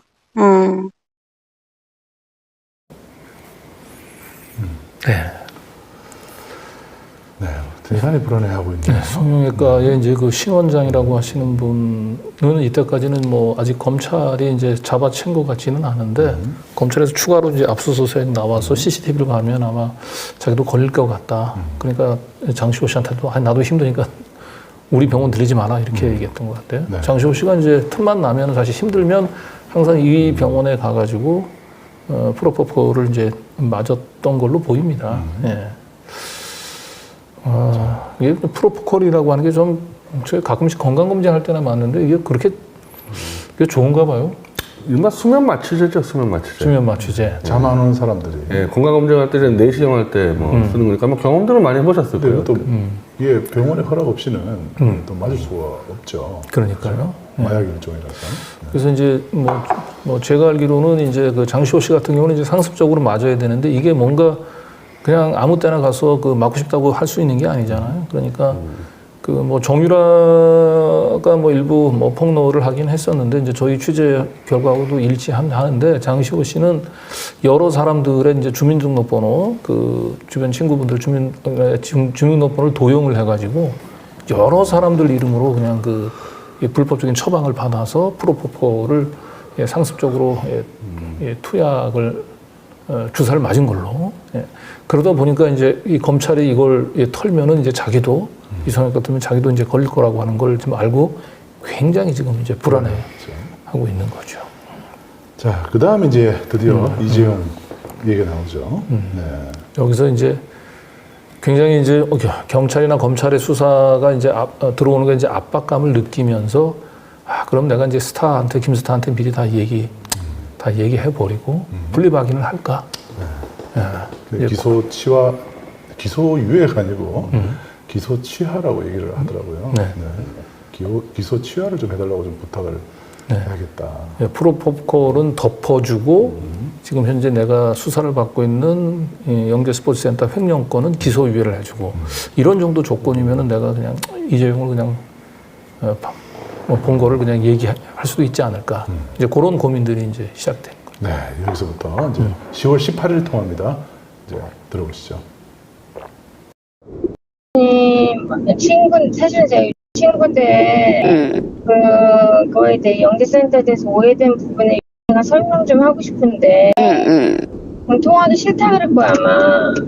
그 정도로 지금 안 좋아? 그래도 얘기해보는 거야 뭐. 거기다 보도해놨잖아. 봐봐 5천만 원 법인 자금이 영재센터가 해산이 돼. 근데 그 5천만 원 이모가 가져갔어. 그 판결문에 나와 있어. 근데 그게 5천만 원은 허수옥이 낼 거야, 박수옥이 낼 거야. 그치. 그러니까 지금 그거 갖다 또 걸은 거 아니야. 500만 원이 없으면 걔네들은 소속이 딴 데 갈 수가 없어, 묶여갖고. 아, 그러니까 연재센터를 해산해야 돼. 아니면 계속 관리비니 뭐니 세금이니 계속 내야 되는 거야. 연재센터 돈이 없대. 내가 16억 5천 내가 나올 때 7억 몇천 두고 나왔는데 그것도 다 썼다. 너 7억 얼마 두고 나온 거야? 어. 아, 근데 다 어디 갔어, 돈이? 월세 2년치 까고 응. 뭐 정산하고 뭐 애들 월급 주고 응. 뭐 퇴직금 주고 뭐 모르겠어. 나도 어디다 썼는지. 근데 그래서 지금 그거 걸어서 저번에 너 얘기했던 거 사건 한 거 형사하고 민사 같이 하고 있는 거지? 그게 그거야. 5천만 원. 아, 형사는 아직 안 했고 그 5천만 원. 응. 형사는 내가 김스타한테 기소 취하 좀 해달라고 부탁했고. 그랬더니 근데 김스타 뉴스 그 기사랑 계속 나오더라. 이재용 그 공판검사 담당 완전 다 진두지휘더만. 대신 이재용에 대해서 얘기해주면 나 자기도 기소 유예해준대. 얘 검사들은 아무튼 뼛속까지 공짜가 없어. 씨. 그럼 하나 주면 하나 주고. 야, 검사는 공짜가 없다라는 말이 의미심장합니다. 예, 이게 사실 뭐 크게 중요한 것은 아닌데 이 동계영재 스포츠센터에 지금 장시호 씨가 지금 걱정하고 있는 거 이거는 뭐 대략적으로 뭐 어떻게 설명이 가능한 걸까요? 아니, 지금 약간 좀 제가 좀 약간 좀 잘못된 얘기 들은 것 같아가지고. 잘못된 얘기를 할 수도 있어요. 자기 혐의를 좀 줄여서 얘기할 수도 있어요. 친구한테. 5천만 원 그 법인장고문이 있어야 해산시킨다고. 그건 글쎄요. 그 해산한 법인장고문이나 원래 다 쓰지 않습니까? 그건 아닌 것 같은데, 지금 얘기가. 아니, 그러니까 제가 알기로는 이제 동계영재 스포츠센터를 이제 만들었잖아요. 만드는 과정에서 삼성이 돈을 대고. 그런데 그걸 이제 특검에서는 결국 최순실이 이제 박근혜를 팔아가지고 삼성으로부터 돈을 받아가지고 동계영재 스포츠센터를 만들어서 장시호 씨한테 이걸 운영을 맡긴 거죠. 그런데 이제 장시호 씨 주장은 이제 동계영재 스포츠센터에 있는 돈 중에 일부를 최순실이 가지고 나갔다 이렇게 얘기를 좀 하는 거예요. 장시호 씨는 내가 가지고 나간 게 아니고 최순실이 가지고 나간 거다. 이제 이런 그 법인장고 5천만 원 얘기하고 있는데 원래 장시호가 그 횡령액수 보는 게 3억인 걸로 제가 기억을 하고 있는데. 예, 그러니까 정확한 이제 횡령액수는 모르는데 어쨌든 동계영재 스포츠센터에서 돈이 이제 사라진 거고 그걸 이제 최순실이 자체가 가지고 갔냐 아니면 장시호가 가지고 갔냐 아니면 두 사람이 공모한 거냐 이제 이런 차원에서 이제 그 수사가 이제 진행되고 있었는데 동계영재 스포츠센터는 이제 워낙 문제가 많이 되니까 여기 동계영재 스포츠센터에 소속되어 있는 선수들 같은 경우는 이제 다른 팀으로 이적을 하려면은 이 영재 스포츠센터를 해산을 시켜야 되는데 해산을 하려면은 이제 이 법인 밖으로 빠져나갔던 돈들을 이제 채워 넣어야만 합법적으로 해산을 시킬 수가 이제 있는 상황인 거죠. 예. 이제 그래서 이 영재센터 재단에 있는 사람이 합법적으로 이걸 해산시키기 위해서 당시 요 재단을 이끌었던 사람이 이제 스케이팅 선수 이규혁, 그 다음에 스키 국가대표 뭐 허승우 이런 분들인데 이런 분들이 이제 이 스포츠센터를 해산시키기 위해서 이제 장시호 씨를 이제 횡령 혐의로 고소를 했던 것 같아요. 그러니까 계속 그걸로 이제 심리적인 압박을 장시호 씨는 느꼈던 거예요. 그래서 이재용을 내가 그냥 본 걸 이제 팔아서 넘기면서 이것도 털어버리자. 그리고 내가 프로포폴 내가 이제 대리 처방 통해서 상습적으로 프로포폴 맞은 거는 우리 김스타 검사가 좀 이 부분도 좀 수사를 무마해주고 그러면 어느 정도 딜이 가능할 게 아닌가. 이제 이런 이제 좀 잔머리를 이제 굴리기 시작을 한 거죠. 네. 자, 그다음 이제 10월 20일로 넘어갑니다. 네. 이제 점점 이제 김스타한테 이제 자기가 알고 있는 JY, 이재용의 치명적인 핸디캡을 얘기하지 않을 수 없는 상황으로 자꾸 이제 몰려가는 거예요. 네. 왜냐하면 수사가 점점 더 진행이 되면서 좀 쫄리는 거죠, 이제 한마디로. 네. 장시호 이름이 나올까봐 전전긍긍하는 모습 보시죠. 네. 여보세요? 괜찮아? 얘기해. 이거 빼면 어떻게 되는 거야? 병원으로? 되면은 당연히 그렇게 되지. 무시 어려. 근데 그 변호사님 그때 변호사님 했다 그러지 않았니? 근데 그게 완전 모질이더라고. 그래서 내가 우리 변호사를 간호사들만 빼갖고 가서 얘기를 들었는데 그랬다며. 원장이 구속을 시키고 니네들은 놔줄 거다. 근데 만일 원장이 인정을 안 하면 간호사부터 구속시킬 거다. 근데 원장이 인정을 해서 제가 조사 났다는 거예요. 근데 간호사들은 죄가 없지 사실. 의사의 지시하에 쟤네들이 무슨 힘이 있어. 그래도 뭐 혐의는 있겠지만 아무튼. 혐의는 있겠지. 왜냐면은 응. 소파를 놓는 거 자체가 불법이니까. 응. 뭐 한두 해 뭐 정도 났다 해서 뭐 잘못했다고 반성문 써놓고 나왔나 봐. 강사들은. 근데 선생님 지금 구속이 되면 3개월 안에 못 나온다는 거 모르고 계시는 것 같아. 일반 사람들이 지금 그걸 모르는 거지. 그래서 내가 일단 간호사들이랑 접견을 할 때 내 이름이 나오면 안 되기 때문에 내가 지금 조심시키려고 그거 얘기하러 가는 거야. 그래서 주사지만 접견하면서 시호 어쩌고저쩌고 얘기할 거 아니야. 그걸 조심시켜야 되고 뭐 조심시켜야 돼? 또 간호사들한테? 간호사들한테 조심시키면 너 관련된 것만 뭐 얘기 안 하는 것만 조심시키면 되고 영장이 지금 거의 나올 것 같은 분위기. 영장 실질하는 건데 나올 것 같은데.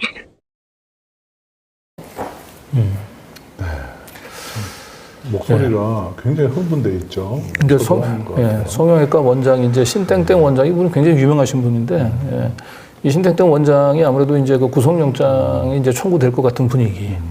그러면 나중에 이게 이제 구속이 되면은 이제 간호사들이 이제 그 원장님 이제 접견하러 갈 거 아닙니까? 그럼 그 접견 과정에서 괜히 장시호 이런 얘기를 할 수도 있으니까 자기 가서 지금 신원장을 아마 만나러 가서 아마 단도리를 하려고 하는 게 아닌가. 절대 나중에 구속되더라도 접견 과정에서 절대 내 이름이 나오게 하면 안 된다. 이제 이런 얘기를 이제 하려고 하다. 이게 이제 영상을 보다 보니까 이게 시간 순이 좀 바뀌었는데 그 신원장 영장 발부가 먼저 나오고 지금 이 음성이 나왔어야 되는데 순서가 아니 그렇지 않고 이제 요 다음 영상은 이제 그 구속영장이 드디어 이제 신원장이 된 구속영장이 이제 드디어 청구된 거. 청구됐다. 네. 네. 신원장 구속영장. 이제 우려했던 게 터진 거예요 이제. 네. 자, 지금부터 또 신원장 구속영장 얘기 또 들어보시죠. 야, 이거 구속 되겠어. 30조 나왔어. 뭐? 30조. 뭐가? 그리고 CCTV 영상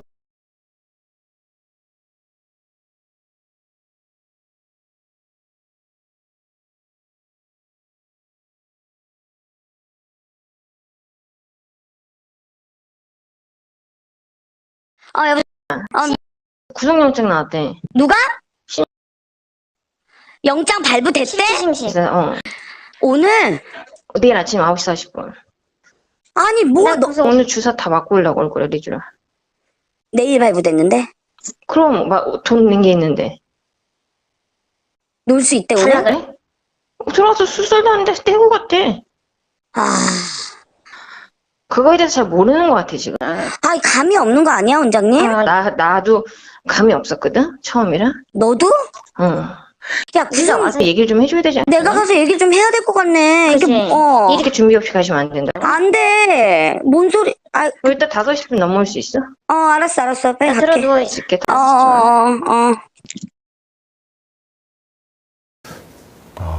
네. 이제 우려했던 대로 이제 구속영장이 이제 그 청구된 거예요. 성형외과 신원장한테. 그래서 이제 바로 요 다음 날 아침에 이제 영장 실질 심사를 받기로 예정이 돼 있었던 거죠. 그래서 또 이제 신원장을 가서 만나서 이제 좀 또 확실하게 좀 단도리를 좀 하려고 가는 것 같아요. 그리고 이제 요 다음은 이제 신원장을 만났어요. 그리고 신원장 이제 그 구속영장 이제 그 부본이라고 얘기하죠. 예, 부본을 보니까 굉장히 좀 아무래도 이 신원장님 빠져나오기 힘들 것 같아. 구속될 것 같으면 약간 절망적인 상황에 처하게 됩니다. 계속 이어서 보시죠. 들어보시죠. 네. 야, 이거 구속 되겠어. 30조 나왔어. 뭐?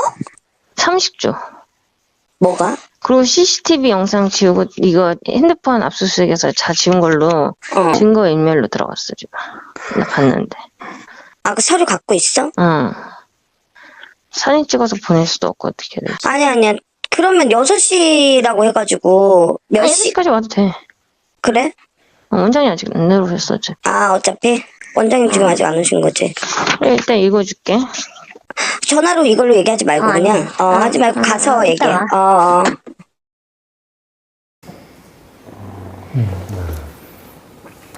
30쪽이라는 게 뭐 어떤 의미가 있는 거? 영장 부본이죠. 영장 청구하는 이제 검찰이 영장 청구서 우리 많이 받아봤잖아요. 그게 이제 보통은 구속영장이 뭐 간단한 사건들은 한 서너 페이지 정도 되면 끝나거든요. 그런데 무려 30페이지짜리 구속영장 청구서가 돼 있는 거예요. 그러니까 그걸 보니까 사실이 많다는 거죠. 범죄 사실도 많이 돼 있고 이제 그 구속해야 될 이제 사유라든지 뭐 이런 부분들이 굉장히 빼곡하게 정리가 돼 있었던 거죠. 그래서 이 정도 30페이지 정도 되는 제가 구속영장 실질 받을 당시에도 30페이지까지 되지는 않았었던 것 같은데. 20페이지 정도. 20페이지 그 정도. 정도 기억됩니다. 우리 변혜재 대표는 한 몇 페이지 정도? 제가 30페이지쯤 냈던 것 같아요. 그래요? 제가 그게- 범죄 혐의 사실을 24가지를 늘려놨기 때문에. 네. 예, 저보다도 예, 더 그때 중범죄자였군요. 예, 24가지, 이건 많잖아요, 우리 혐의 사실 자체가. 근데 여기도 어쨌든 자기는 굉장히 근데 이제 되게요, 이제 이 범죄가 명확하면 이제 길 필요가 없어요, 영장이. 범죄가 명확하지 않은데 반드시 구속시키겠다는 의지를 표명할 때 이제 길어져서. 그래가지고 이재명 대표 같은 경우는 180페이지, 뭐 소영길 대표 160페이지 이렇게 나가버리는 겁니다. 그렇죠. 자, 어쨌든 이렇게 해서 이제 점점 더 상황이 안 좋아져요. 예, 본인을 향해서 이제 그 검찰, 경찰의 칼끝이 이제 느껴지고 있는 상황이고, 안 되겠다. 이제 장시호 씨가 이제 드디어 이제 김스타 검사한테 모든 걸 다 털어놓고 SOS를 쳐야 되겠다. 라고 이제 마음을 굳히는 계기가 있습니다. 그게 이제 10월 25일인데, 네. 이 당시에 이제 삼성의 이건희 회장이 사망하죠. 사망합니다. 근데 이 이건희 회장 사망하고 난 뒤에 뭔지 모르지만 이 장시호 씨의 촉이 막 이상한 쪽으로 막 발동이 되는 거예요. 네. 사망 원인에 대해서도 궁금해하고 그렇습니다. 자, 한번 이날 한번 대화 들어보시죠. 네. 이건희 회장 죽었댄다. 이건희 회장? 어. 아, 근데 그렇게 그런 지, 쓴것 같다. 오래됐잖아. 아, 깜짝이야. 야, 일찍 일어났네? 이건희 회장 죽었다는 얘기도 김한테 전화하고 벌떡 일어났어. 누구한테? 김- 어제 대낮부터 만취들이 또 정신 차렸어? 어. 이 뉴스로 난 거야? 야, 이건 누가 봐도 호흡기 뛴 것 같지 않냐? 넌 이거 알지? 알겠어. 아, 그러니까. 그랬을 수 있겠다, 그치? 왜냐면 이제 조사받아야 되니까 그 막다른 골목까지는 더 몰 수 없었던 것 같아. 에휴, 홍나이가 살리자 그런 것 같아. 진짜. 그런 것 같아, 그치? 왜냐면 애가 아들은 절대로 그기 때문에. 그렇지 않는 사람이야. 게다가 이 짜질한 것 때문에 지금. 이 짜질한 것 때문에. 그러니까. 아휴, 진짜. 세상은 뚝은 어디서 무너질지 모르는 거 아니냐. 정신 바짝 차려야 돼. 경영 재판 중에 이게 그 작은 일로 이렇게 될 줄 알았겠냐. 원래 두군 우리 항상 얘기하잖아, 그치? 아주 생각지 못한 거에서 그냥.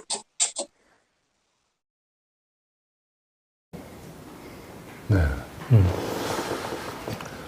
네. 이게 이제 지금 10월 25일 날 이건희 회장이 이제 갑자기 이제 부고가 뜨면서 이상한 이제 촉이 발동이 된 거죠.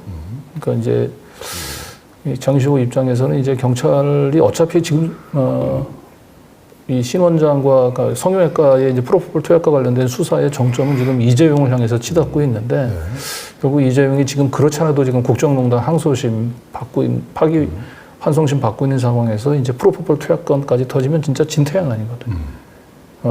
본인은 이제 파기환송심에서 집행유예로 풀려나기를 바라고 있는데 이거 또다시 이제 실형이 선고되는 걸 아닌가라고 하는 이제 불안감, 이제 그런 상황에서 뭔가 동정 여론을 조성하기 위해서 이건희 회장의 호흡기를 인위적으로 뗀 거 아니냐.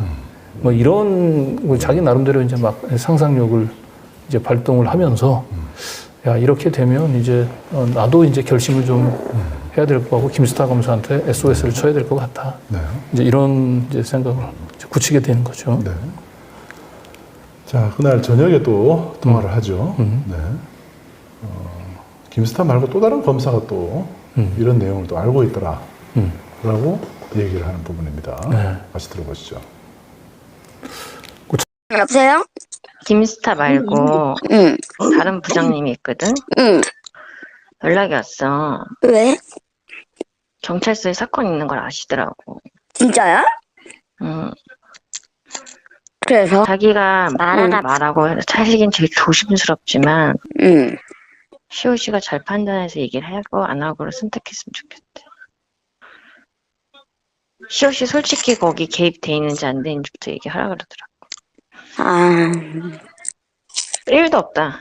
1도 없다고. 없는 거니까. 잘 생각해서 대답하거나 말거나 생각을 뭐라 그랬어, 그래서? 시오씨 개입된 게 있으면 자기네들이 수사할 때 시오씨를 불러야 되니까 뭔지 알고 얘기를 하는 거랑 차원이 틀리지 않겠냐. 개입된 게 있냐 없냐. 전혀 없다. 0도 없다. 근데 다만 담당 검사한테는 내가 나중에 얘기할 거다, 김수타한테는. 근데 그걸 얘기를 지금 하는 게 옳을지 아닐지. 그럼 지금 담당 검사랑도 얘기를 안 한 상태인 것 같다는 거야? 김스타도 모르는 상태에서 그걸 왜 다른? 몰라 지금. 근데 김수타는 내가 뭔가 알고 있는 건 알지. 계속 전화가 왔지. 너 언제 오빠한테 솔직하게 얘기할래? 사람들하고 있어서 내가 말을 못하니까 들어가서 얘기하자. 네.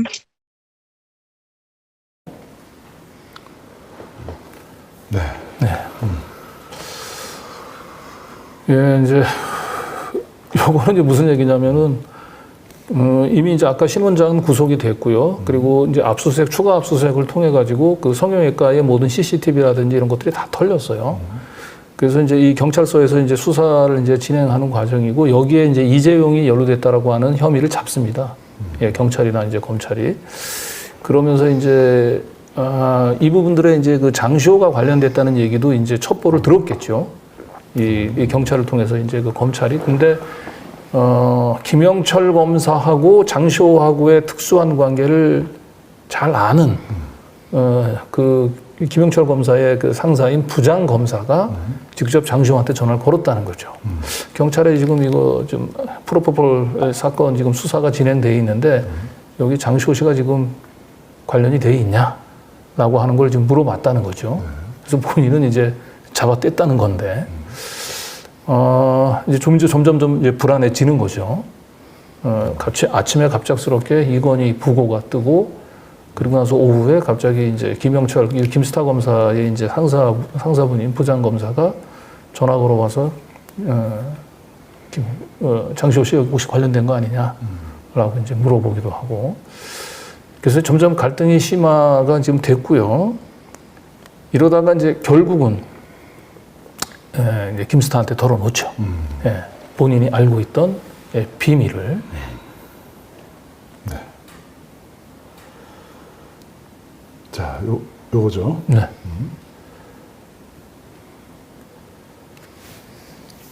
요게 이제 그 김스타 검사한테 이제 그 비밀을 자기가 알고 있는 이재용의 치명적 핸디캡을 털어놓기 그 10월 25일 날 오고 갔던 문자예요. 예, 이제 이 문자의 맥락이, 이거 지난번에 우리가 공개했었지만 이제 이해가 되실 겁니다. 10월 25일 날 일요일 날 장시호 씨가 이제 김스타한테 오전 10시 35분에 이건희 회장님 돌아가심 속보 봐. 근데 속보를 안 보니까 지금 애가 타는 거죠. 6시 49분에 급 연락 부탁드립니다. 라고 얘기하니까 김스타가 뭔가 낌새를 채죠. 미안, 통화 가능? 6시 57분입니다. 그랬더니 장시호 씨가 5분만 있다가 지금 나 세수하고 있어. 그리고 나서 이제 오후 7시 9분 둘만 아는 폴더폰 번호를 공유합니다. 09 뭐뭐 몇 번으로 하자.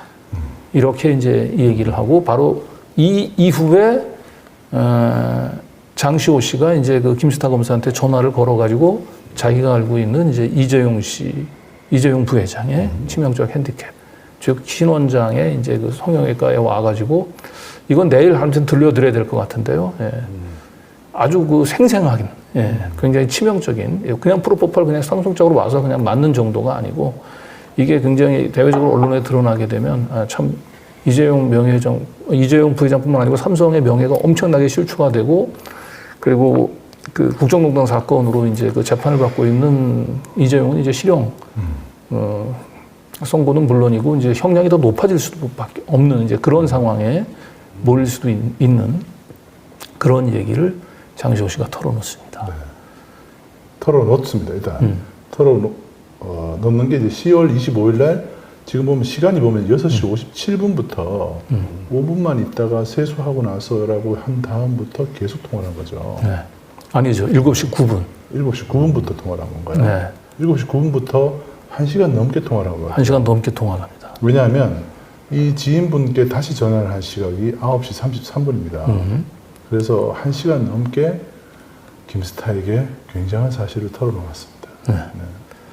그리고 난 뒤에 이제 김스타하고 통화하고 난 뒤에 9시 33분에 드디어 김스타한테 이제 뭐 내가 알고 있는 이재용 건 다 얘기하고 나니까 속이 더 너무 속이 편하다. 네. 이렇게 얘기를 하죠. 네. 자, 그 부분 한번 들어보시죠. 무슨 얘기 하려고 그랬어, 씨? 아니야, 별거 아니었어. 그거 그냥 보내놓고, 그거. 아, 근데 말하고 나니까 속 편해. 그래. 김스타한테. 뭐 어쨌든 커플 치든 뭘 하든 알고 있는 것과. 어차피 오빠가 그러는데, 오빠 말이 맞는 것 같은 게, 너만 알고 있는 게 아니잖아. 어차피 그 여자의 원장, 간호사 다 알고 있는 건데, 굳이 그거를 누구 입에서 나와도 나온다는 거야. 그러지, 맞아. 너 혼자만 알고 있다면 그게 입을 닫고 말고의 문제인데, 나도 오빠의 조금가, 그 말이 맞아. 너만 알고 있는 사안이 아니잖아.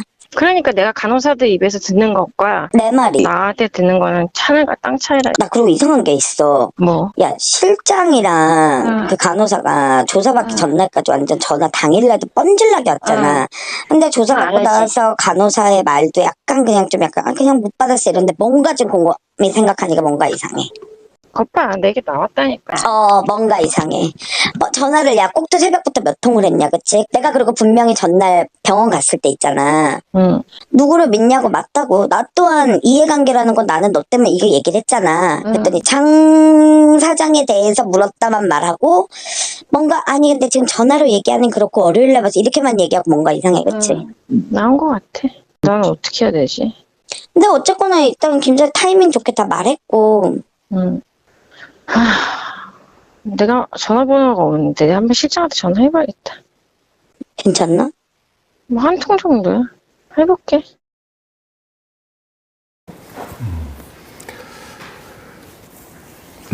김영철 검사한테 이야기를 하고 나니까 장시호 씨 말투가 바뀌었어요. 조급하고 다급하고 초조해하는 모습이 전혀 없습니다. 이제 말하고 나니까 마음이 편하다. 네. 그리고 이제 이 지인도 네가 그래도 타이밍 좋게 얘기한 거다. 예. 그 10월 20일 날 이제 이건희 부고가 뜨고 그다음에 10월 26일 날 요 다음 날짜에 이제 파기환송심 첫 번째 공판이 이기 전이잖아요. 이제 요때 이제 얘기를 좀 해서 뭐 타이밍이 나쁘진 않다. 이제 이렇게 이제 얘기를 한 거죠. 그래서 결국은 이제 그 장시호가 본인이 알고 있는 이제 그 JY 이재용의 치명적인 핸디캡을 털어놨습니다. 그리고 이제 이재용의 이제 치명적인 핸디캡 내용들이 사실 오늘 저희가 이제 방송을 준비하는 과정에서 통째로 빠졌는데 이건 저희가 내일 방송을 할 수밖에 없을 것 같습니다. 지금 준비할 수는 시간적으로 여기서 이제 두 얘기를 하면서 이재용을 플라워라고 얘기를 하면서 이재용 플라워가 그 씨가 운영하는 그 성형외과에 이제 병원 문을 닫고 난 뒤에 들어와 가지고 했던 여러 가지 기행들을 얘기를 합니다. 그리고 그걸 왜 자기가 목격할 수밖에 없었는지도 이제 자세히 설명을 하는데 그 엄청난 얘기들을 이제 김스타한테 털어놨다는 거예요. 그리고 굉장히 이제 자기는 속이 후련해졌다라고 이제 얘기를 한 거죠.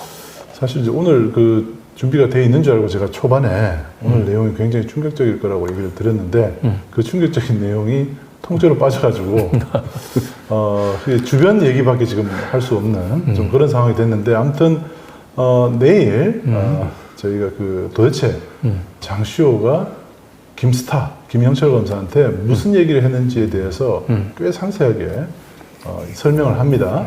그 부분은 내일 저희가 꼭 준비해서 보도드리도록 하겠습니다. 네. 아무튼 그 엄청난 이야기를 하고 나니까 장시호 씨는 마음이 편해졌고 말하는 태도도 전에 이제 평소에 약간 뭐라 해야 되나 약간 오만한 듯한 그런 짧은 말투로 다시 돌아갔어요. 이제 막 그 검찰의 수사가 다가올 때는 막 불안해하다가 이제는 조금 평소 말투로 다시 돌아갔습니다. 자, 여기 이제 10월 26일이죠. 이제 10월 25일 날 다 털어놓고 이재용 약점 다 털어놓고 그 다음 날 10월 26일 날 아까 처음에 저희가 보여드렸던 그 재판 날짜죠. 네, 10월 26일. 네. 양재식, 김영철 뭐 이런 검사들이 출석한 날입니다. 네. 그리고 그 다음 해에 21년 1월에 삼성 이재용 회장이 징역 2년 6월에 실형을 받고 법정 구속됩니다. 네. 근데 중요한 건 이때까지 장시호가 그 김스타 검사, 이재용의 공판을 주도하고 지휘하고 있었던 공판 팀장한테 얘기했었던 이재용의 프로포콜의 투약의 이 혐의는 기소가 안 됐습니다. 만약에 저 항소심, 파기환송심 선고되기 전에 그 프로포콜 투약 혐의, 장시호가 얘기했었던 그 엽기적인 내용의 프로포폴 투약까지 만약에 기소가 됐다라면은 이재용은 2년 6월 정도로 나오기 어려웠을 거예요. 그리고 그 이후에 이어지는 이제 광복절 가석방도 굉장히 어려워졌을 겁니다. 그런데 검찰이 이 파기환송심 선고가 될 때까지 프로포폴 투약은 기소를 안 했습니다. 일종의 캐비넷에 넣어두고 있었다면서요. 네. 그래서 일종의 이제 검찰 입장에서는 그 삼성은 무슨 수를 써서라도 이번에 집행유예로 이제 빠져나오고 싶어 했을 거고, 그리고 이제 김영철 이 국정농단 특검 수사했던 검사들 입장에서는 어쨌든 최소한 2년 6개월도 실형을 선고해서 우리도 체면을 살려야 된다. 그렇죠? 또 윤석열 사단이잖아요, 이들이. 이들 검찰 쿠데타를 준비하는 이들 입장에서는 이재용 집어넣고 최순실 집어넣고 이게 굉장히 윤석열을 대통령으로 만드는 가장 큰 장추적인 자산인데 여기서 이제 또 집행유예로 풀려나오게 되면 이제 좀 자기네들 계획에 이제 차질이 빚어지는 거죠. 그래서 뭔지는 모르지만 프로포콜 투약을 카드로 뭔가 삼성을 압박을 해서 집행유예 대신에 2년 6개월 실형 선고하는 걸로 일단 타협을 봤을 가능성도 있지 않을까. 예. 물론 이거는 이제 뭐 재판부까지 이제 가담을 해야 되는 이긴 하지만 적어도 검찰과 삼성들 사이에서는 장시호가 얘기했었던 그 프로포콜 카드를 가지고 삼성을 압박하는 카드로 활용하지 않았을까. 예.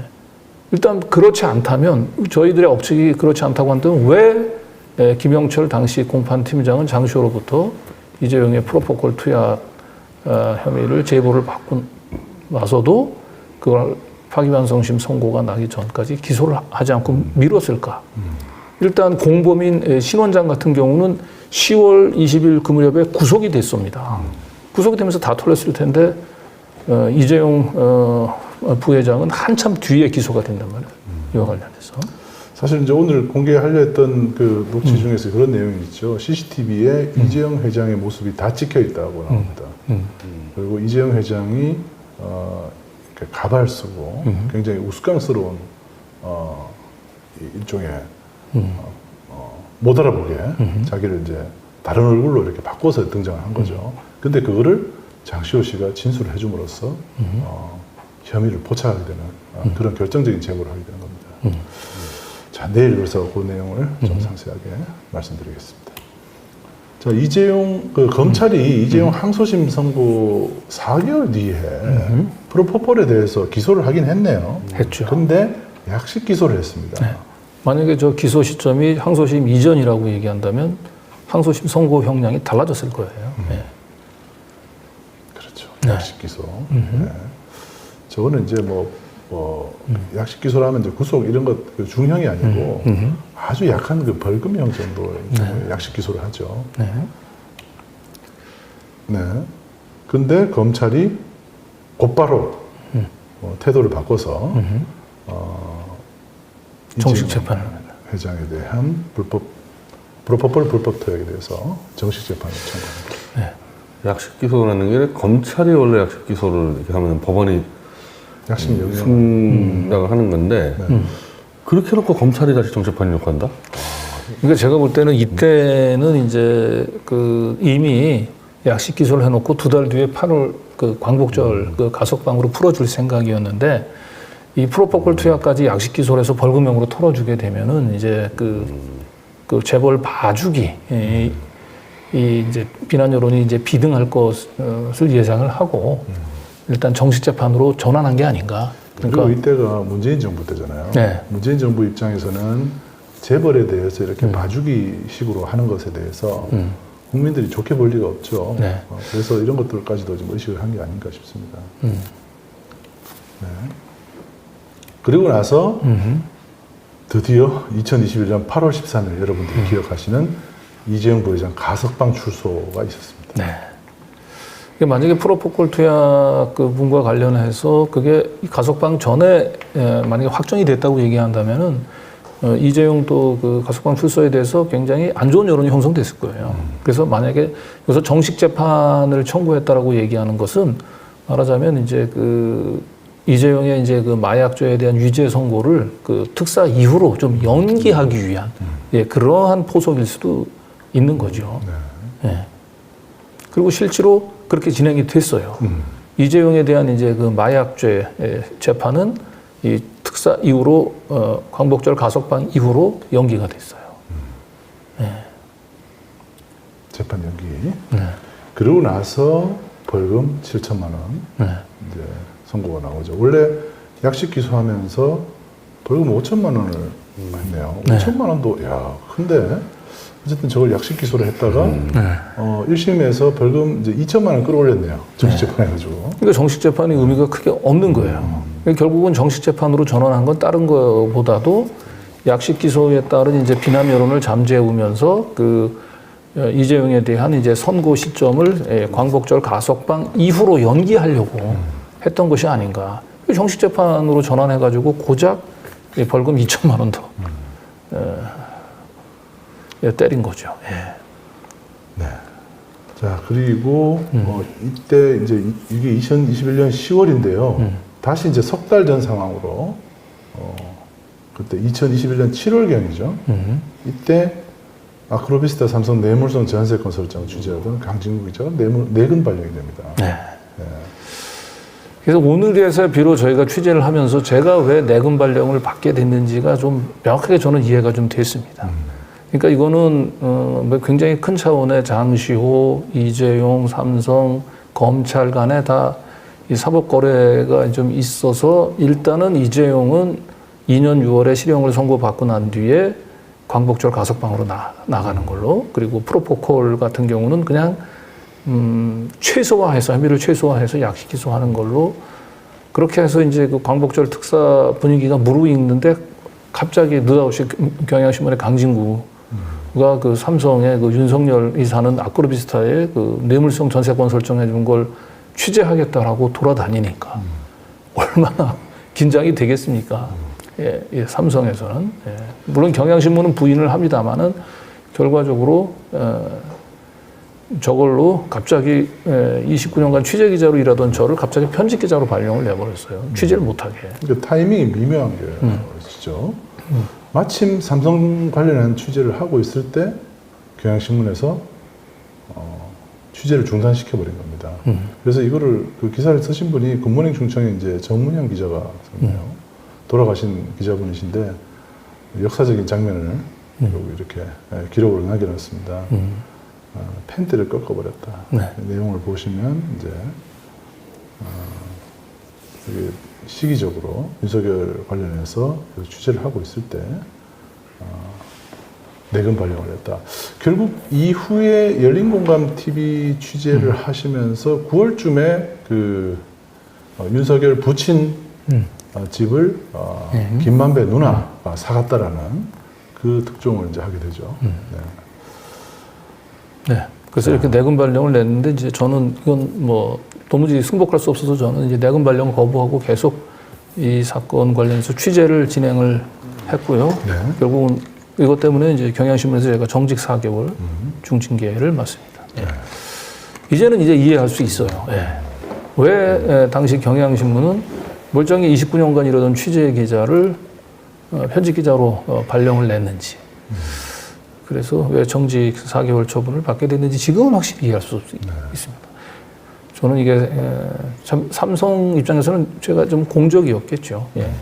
이재용 회장이 영장 기각됐는데 그걸 다시 발부하는데도 제가 기사가 한몫을 했고, 그런데 이제 지금 이제 이재용 회장이 힘들게 국정농단에 이제 늪에서 벗어나서 이제 가석방으로 풀려나기 한 달을 남겨놓고 모든 시나리오가 다 완성했는데 갑자기 뭐 강진구가 뭐 아크로비스타 삼성의 전세권, 뇌물성 전세권 설정 취재하겠다라고 설치고 다니니까 얼마나 그 문걸 사놨고 또 한편으로는 두렵겠습니까?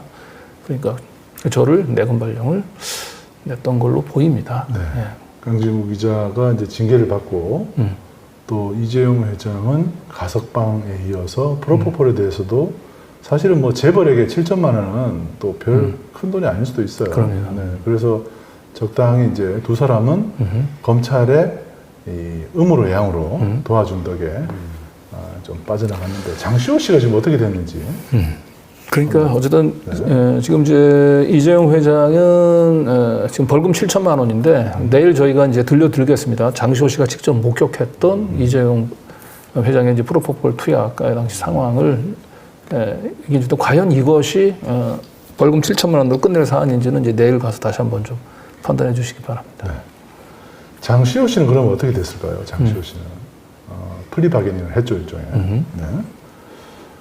자 여기 이제 시사인에서 그 이제 장시호 씨가 어떻게 됐는지에 대해서 써놨습니다. 네, 오늘 썼던 사건인데요. 아까 얘기했었던 동계영재 스포츠센터의 이제 그 횡령건인데 민사는 이제 1월 20일 날 동계영재 스포츠센터가 승소합니다. 장시호 씨가 패소를 합니다. 이게 2021년 1월 20일이에요. 그런데 형사 사건은 반대로 나왔습니다. 밑에 나와 있죠. 검찰은 동계영재 스포츠센터가 장시호 씨를 상대로 고소한 형사 사건에 2월 24일 공소권 없음으로 처분했다. 검찰은 봐줬네요. 예, 장시호 씨는 이제 이재용을 제보하는 대가로 기소유예 처분을 부탁을 했었다고 했는데 기소유예가 아니고 공소권 없음 이제 처분을 받은 거죠. 뭐 그거나 비슷한 것 같아요. 그러니까 결과적으로 검찰도 징역 2년 6개월 실형 선고해서 체면을 살렸고 이재용도 실형 선고는 받았지만 6개월 후에 결국은 가석방으로 풀려났고 프로포콜은 그냥 벌금으로 그냥 싸게 맞고 근데 가장 큰 위너는 역시 장시호 씨였어요. 장시호 씨는 이제 본인은 프로포콜 투약도 빠지고 그리고 본인의 횡령권 같은 경우는 공소권 없음 결정으로 넘어간 거죠.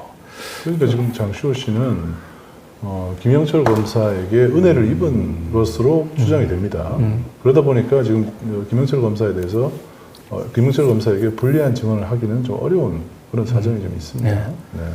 그리고 이제 장시호 씨 같은 경우에 이 프로포폴 투약이 마약죄가 굉장히 범죄의 질이 굉장히 안 좋아요. 아까도 얘기했던 대로 그 다른 사람들의 주민등록번호를 모아가지고 그 사람들 이름으로 처방을 받아가지고 프로포콜 상습적으로 맞은 거거든요. 그러니까 결국 그 사람들이 마치 프로포폴 맞은 것처럼 좀 돼요. 그걸 검찰에서 압수수색해가지고 그걸 다 밝혀냈을 거란 말이에요. 그런데도 장시호 씨는 이제 털끝 하나 건드리지 않고 이 사건을 그냥 덮은 겁니다. 결국 검찰이 이재용 회장의 프로포폴 혐의에 대한 강력한 증거를 CCTV 영상을 확보를 했어요. 그런데 진술이 하나 필요한 거예요. 그 진술을 해준 사람이 바로 장시호 씨로 보입니다. 네, 뭐 진술해준 것까지는 좋은데 장시호 씨도 처벌해야죠. 근데 거기에 처벌도 면해주면서 거기에 덤으로 하나 얹어가지고 그 동계영재 스포츠센터 횡령권도 민사에서 진 장시호 씨를 형사에서는 공소권 없음으로 그냥 빼줘버린 겁니다. 대단하죠. 이 정도면 검찰 권력. 결국 장시호 씨는 2016년, 17년 이 특급 도우미로서 그 본인이 저지른 죄에 비해서 굉장히 낮은 형량을 선고받고 그리고 이제 그 2020년도에 김영철이 이제 공판 팀장을 할 때 다시 또 특급 도우미 역할을 다시 2차로 한 거고 이 2차 때는 장시호 씨는 아무런 털끝 하나 다치지 않고 살아남을 수 있었던. 네, 오늘 하여튼 그 핵심적인 내용이 조금 저희가 준비 과정에서 좀 누락이 됐는데 이 부분 좀 사과드리고요. 내일 좀 그 부분을 집중적으로 보강을 해서 보여드리도록 하겠습니다. 오늘 뭐 우리 초대 손님인 저 변희재 대표 얘기를 많이 들어야 될 텐데 저희가 좀 질문도 좀 하고 해야 되는데 죄송합니다. 자, 그 오늘 좀 몇 가지 기사, 미디어 워치 기사 좀 몇 가지 좀 소개해 주시죠. 오늘자 기사네요. 법원이 그러니까 제가 말씀드린 건데, 그러니까 현재 지금 이 장시호의 6개월 전에 문자가 지금 공개되면서 뭐 언론들이 받아 쓰는데 현재 장시호의 상태는 뭐냐? 어떠한 법적 서류도 받아보지 않는, 그러니까 거주지가 불분명한 상태. 그래서 재판이 진행이 안 되는 상태를 오늘 법원이 인정을 해서 마지막으로 한 번만 더 보내보겠다. 그래서 제가 이제 제출한 오늘 보냈는데 뭐 계속해서 뭐 폐문부제니 뭐니 안 받게 되면 이제 공시송달로 인정을 해서 그렇게 되면 법원이 그 공적 홈페이지에 이렇게 공지합니다. 변희재가 장시호에게 이 소송을 걸었다. 소송은 뭐냐면 장시호와 김영철, 뭐 한동훈 등이 태블릿을 조작해서 그 증거로 제가 1심에서 2년형을 받아버렸다. 이번에 민사소송이기 때문에 그 소송이 이제 이 장시호 없이 진행하게 되면은 그냥 뭐 제가 이기는 거고 그러면 이제 이 모든 조작이 인정이 되는 거니까 장시호가 그냥 도망다닐 수는 없을 거다. 네, 나오는 거고. 네, 그래서 그거 좀 이상하고. 근데 장시호 씨가 이제 나오는 순간 이제 그 언론 기자들이 또 후루룩 몰려가기 때문에 장시호 씨는 아마 그 상황을 또 맞닥뜨리는 것도 또 쉽지는 않을 것 근데 같아요. 이제 그렇게 되면 이제 똑같은 이제 사안으로 공수처가 지금 장시호 소환을 준비하고 있습니다. 그리고 아까 말한대로만 장시호의 지금 신변이 위험해요. 분명히 저는 김영철도 위험하다고 보는데 이걸 그렇게 계속 방치하다가 장시호의 뭐 신변에 무슨 뭐 변이 생긴다거나 아니면 지금도 얼마나 많은 회의 협박을 받겠냐는 겁니다. 이 부분에서. 뭐 증거인멸, 뭐 도주연멸, 뭐 지금 명확하지 않습니까? 그래서 공수처가 지금 이런 부분들에 대해서 빨리 소환해서 체포해서 좀 뭐 구속까지 빨리 시키지 않으면 위험하다. 그래서 민사재판 진행과 별개로 공수처가 이른 시일 안에 저는 뭐 소환 작업을 할 거라고 보고 있습니다. 네. 어쨌든 지금 사실상 이제 지금 그 법원의 서류를 이제 전달받지 못하고 있다면은 뭐 장시호 씨는 사실상 이제 도주 상태에 있다. 그래서 예, 뭐 그 이렇게 법원의 봐야 도주 되겠대요? 상태를 인정됐을 때 공시송달을 하는 거니까. 네. 그러니까 도주 상태에 있는 장시호의 6개월 전에 문자를 갖고 온 건 저는 그거는 보도 가치도 없다고 봐요. 네. 자, 그리고 지금 이제 장시호 녹취록에 등장하는 이 김영철 검사가 태블릿 개통 경위를 이제 조작한. 예, 사실 근데 이게 그동안에 별로 주목을 받지 못했는데 이번 일 계기로 해서 다시 주목을 받고 있는 것 같아요. 예. 이거는 제가 강조하고 싶은 부분은 정유라가 오늘 막 페이스북에 쓰면서 이제 최순실은 어차피 이 장시호 김영철 야합의 피해자일 수가 있는데 근데 그렇게 됐을 때 그러면 팀장인 윤석열 뭐 한동훈 굉장히 애매해지는 거예요, 이 사람들 입장이. 그러니까 장시호와 김영철의 이들만의 범행이지 뭐 윤석열 대통령님은 전혀 관여하지 않을 거다 뭐 이런 얘기를 떠들고 있어가지고 저희가 이 태블릿 PC를 조사하면서 초기에 이 입수 초기에 3건의 보고서가 올라오는데 그 중에 한 건이 김영철 건이고요. 그리고 이 녹취에도 등장하는 김영철의 그 상관인 부부장 검사라는 사람이 나와요. 그게 박주성 검사인데 이 사람도 보고서를 쓰고요. 그리고 민변 출신의 정민영 검사 보고서 3개가 나옵니다. 초기에. 셋 다 조작됐어요. 보고서 3개가. 그 중에 이제 이 김영철이 맡은 것은 태블릿 개통 경위를 조사한 건데 개통 경위를 완전히 조작해서 썼습니다. 그러니까 뭐 나머지는 설명 안 드릴게요. 셋 다 조작됐다는 얘기는 김영철 단독 범행일 수가 없다는 거죠. 이거 박주성 자기 상관인데 어떻게 그 자기 상관인 박주성 보고서 조작되고 이 정민영은 민간 변호사인데 이게 다 조작됐냐? 그러면은 윗선에서 조작하라고 지시를 내려왔기 때문에 이게 조작된 거지. 지금 정유라 등이 몰고 가는 김영철, 장시호 등만의 단독 범죄다. 그거는 그렇게 될 수가 없다는 거예요. 없다. 예. 예, 결과적으로 지금 보면은 이제 특검의 이제 수사 그 농단의 가장 약한 고리라고 할 수 있는 장시호, 김영철 이게 터져버린 것 같아요. 예. 결국 그 장시호 정도에 의존을 해가지고 특검이 이제 어찌어찌 본인들이 이제 그 수사는 마무리 지었었지만 장시호가 그렇게 절대 외부에 발설해서는 안 되는 그런 기밀을 무덤까지 가져갈 만한 인물이 되지를 못합니다. 결국 그 친구에게 천기를 누설을 하면서 결국 그 국정농단 수사에 이제 그 뒤에서 숨어서 있는 이 검찰의 추한 민낯이 지금 이제 거의 이제 백일하에 지금 드러나고 있는 상황이 아닌가 싶습니다. 네. 자, 그리고 이제 대검찰청에다가 계속 이제 질의서를 보내고 있잖아요. 보내고 있는데 어제 드디어 읽은 것 같아요. 어제. 네. 네, 어제 드디어 읽었어요. 네. 그리고 삼성에다가도 보낸 게 있는데 이거 읽었습니다. 삼성도. 그렇죠? 읽었는데 역시 답변이 없습니다. 읽기는 했는데. 대검은 오늘 아침에 읽은 것 같네요. 네. 그죠? 제가 어제 보냈는데 어제 오늘 보내고 아침에. 오늘 아침에 읽었고요. 삼성도 보면 오늘 오전에 읽었습니다. 네. 보내자마자 바로 읽었네요. 그렇습니다. 네. 요 위에 게 요게 이제 저희가 좀 가렸는데 이분이 삼성 임원이에요. 삼성그룹 임원인데 이분에게 메일을 보냈는데 바로 읽었어요. 원래 전화부터 먼저 했죠. 전화부터 먼저 하고 메일을 달라고 해서 메일을 보내고 그리고서 답장이 안 와서 제가 한 2차례 전화를 했는데 역시 제 전화를 이제 받지는 않습니다. 네. 메일 내용을 한번 읽어주세요. 메일 내용은 이제 내일 공개하는 게 좋을 것 같아요. 그럴까요? 네. 그렇죠. 자, 그러면 김영철 검사, 김영철 검사가 지금 연락을 계속 안 받고 있잖아요. 그런데 뉴탐사를 제외한 다른 언론사에는 계속 연락을 하고 있는 것 같아요. 그리고 이제 제 카톡은 지금 보낸 지가 지금 벌써 그 1차, 2차 합쳐가지고 지금 한 6개 정도 제가 질의를 했는데 뭐 10일 이상 지금 예, 제 카카오톡은 이제 읽지 않은 표시로 예, 지금 돼 있습니다. 그래서 이제 시민 기자 한 분이 김영철 검사한테 한번 카톡을 한번 보내봤어요. 김영철 검사가 지금 아예 지금 두문불출하고 카톡 휴대폰도 차단한 채 지금 외부하고 연락을 좀 끊고 있는가 봤는데 안 그랬어요. 이분이 저 영상을 이제 이따 보시면 아시겠지만 이분이 정말 재밌는 그 실험을 했습니다. 뭐냐면 광고 있죠, 광고. 광고 메시지를 보냈어요. 김영철 검사한테.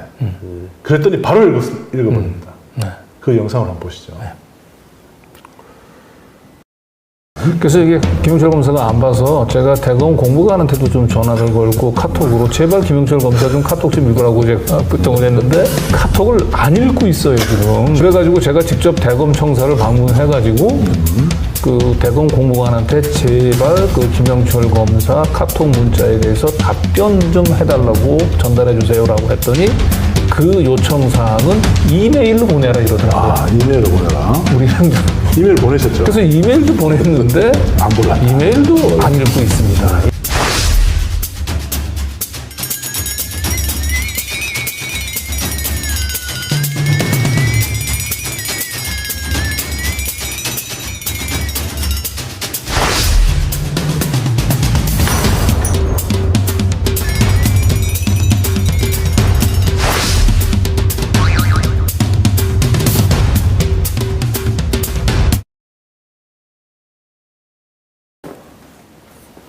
네, 이게 약간 쇼츠 영상으로 기획해서 만든 건데 하도 기가 막혀서 좀 저렇게 좀 기획을 해본 겁니다.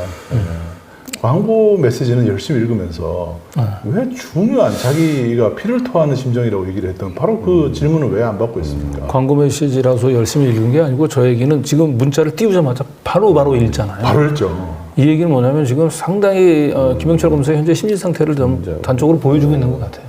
지금 지금 스마트폰을 열고 지금 굉장히 초긴장 상태에서 누군가 뭔가 문자가 오면 바로바로 확인하는 거예요. 소리도 울리기 전에 열어보는 거 아닙니까? 네. 그런데 빛의 속도로 열어보는데. 강지구가 보낸 거는 안 보거나 혹은 비행기 모드로 전환을 해가지고 이제 읽으면서 실제로는 읽지 않은 것처럼 보이게 비행기 하거나. 모드로 전환해 놓으면 지금 강아지 분양 메시지는 못 받을 거 아닙니까? 아니 일단은 뜨면 그 문자가 온 상태에서 비행기 모드로 전환을 하고 한 상태에서 뭐 이걸 검색하는 방법이 있다고 하더라고요. 그건 또 방법이군요. 네, 그 저도 시도해보진 않았는데 그렇다고 하더라고요. 그러면 읽지 않은 표시가 그대로 유지가 되면서 문자를 확인할 수 있다고 하는데. 머리가 대단하신 분 같습니다.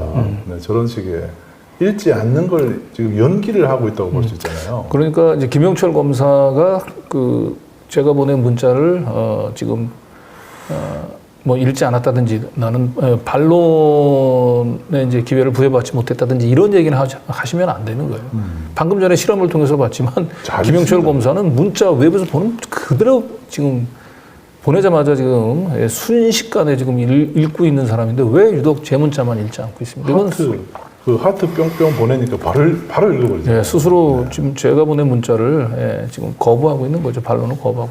네, 저런 잔머리로 또 이렇게 언론의 이런 감시를 피해 나가고 계시는 우리 김영철 검사님 제발 우리 뉴 탐사 질의에는 답변을 해주시기 바랍니다. 고소장 정보공개 청구해 보셨죠? 네, 정부 서초경찰서에 김스타 검사의 고소장을 정보공개 청구했고 곧 입수되는 대로 저희가 바로 무고죄로 반박할 겁니다. 네. 하나 꼭 짚고 싶은 게 오늘 그 장시호 6개월 전에 문자가 공개되면서 지금 뭐 조선 중앙 뭐 채널가 쓴 걸로 알고 있는데 이제 와서 장시호를 허풍쟁이 사기꾼으로 몰아붙이면 안 됩니다. 조중동과 검찰은 그렇게 하면 안 되는 게 지금 기사 다 남아 있어요. 그 당시 특검에서 장시호가 복동이라고 막 불릴 때 그 기사 다 남아 있는데 한동훈의 그 워딩으로 장시호는 너무 머리가 영리하고 기억력이 좋아서 모든 진술에 대해서 우리가 도움 받았다. 그리고 연합뉴스 기사에는 아예 장시호가 이 검찰의 컴퓨터를 가지고 숙제를 받았다며 막 자기가 막 워딩을 치는 막 그런 것도 묘사가 돼 있고 네. 검사들이 막 칭찬하는 너무 똑똑하고 영리하다고 그렇게 해가지고 모든 걸 장시호의 증언으로 다 엮어놓고서 이제 와서 장시호가 사기꾼이야 그러면요 특검 때 했던 수사 그거 다 뒤집어 엎어야 됩니다. 그렇죠. 장시호가 거짓말 잘하는 사람이라는 걸 지금 얘기를 하고 있는 거 아닙니까? 지금. 그리고 다시 강조드리지만은 장시호의 특검 4팀의 태블릿 PC 관련 증언은 이미 반환소송 법원에서 장시호의 말은 모두 거짓말이라고 이미 판결까지 나왔기 때문에 저런 식으로 장시호를 거짓말쟁이라고 그러면 정말 이제 그 당시 특검에서 다 엎어야 되는 그런 상황을 맞게 될 겁니다. 네. 야, 특히 참 이게 청담동 술자리 생각이 자꾸 나는 거예요. 왜냐하면 사실 청담동 술자리 첼리스트의 그 통화 그 녹취를 들어보신 분들은 느끼셨겠지만 그게 거짓말일 수가 없잖아요. 지금 우리가 장시호 녹취 파일도 굉장히 길게 지금 계속 들려드리고 있는 것도 이게 거짓말일 수가 없는 내용을 지금 또 거짓말이라고 얘기를 하고 있습니다. 네. 네, 그리고 제가 오늘 좀 실시간 채팅 보니까 제가 잘못된 습관이 붙어가지고 폴 이렇게 폴인데 콜이라고 그랬죠. 네, 콜 자꾸 얘기해서 제가 죄송합니다. 네. 프로포폴인데 알고 있습니다. 알고 있는데 발음이 그렇게 나온 겁니다. 네.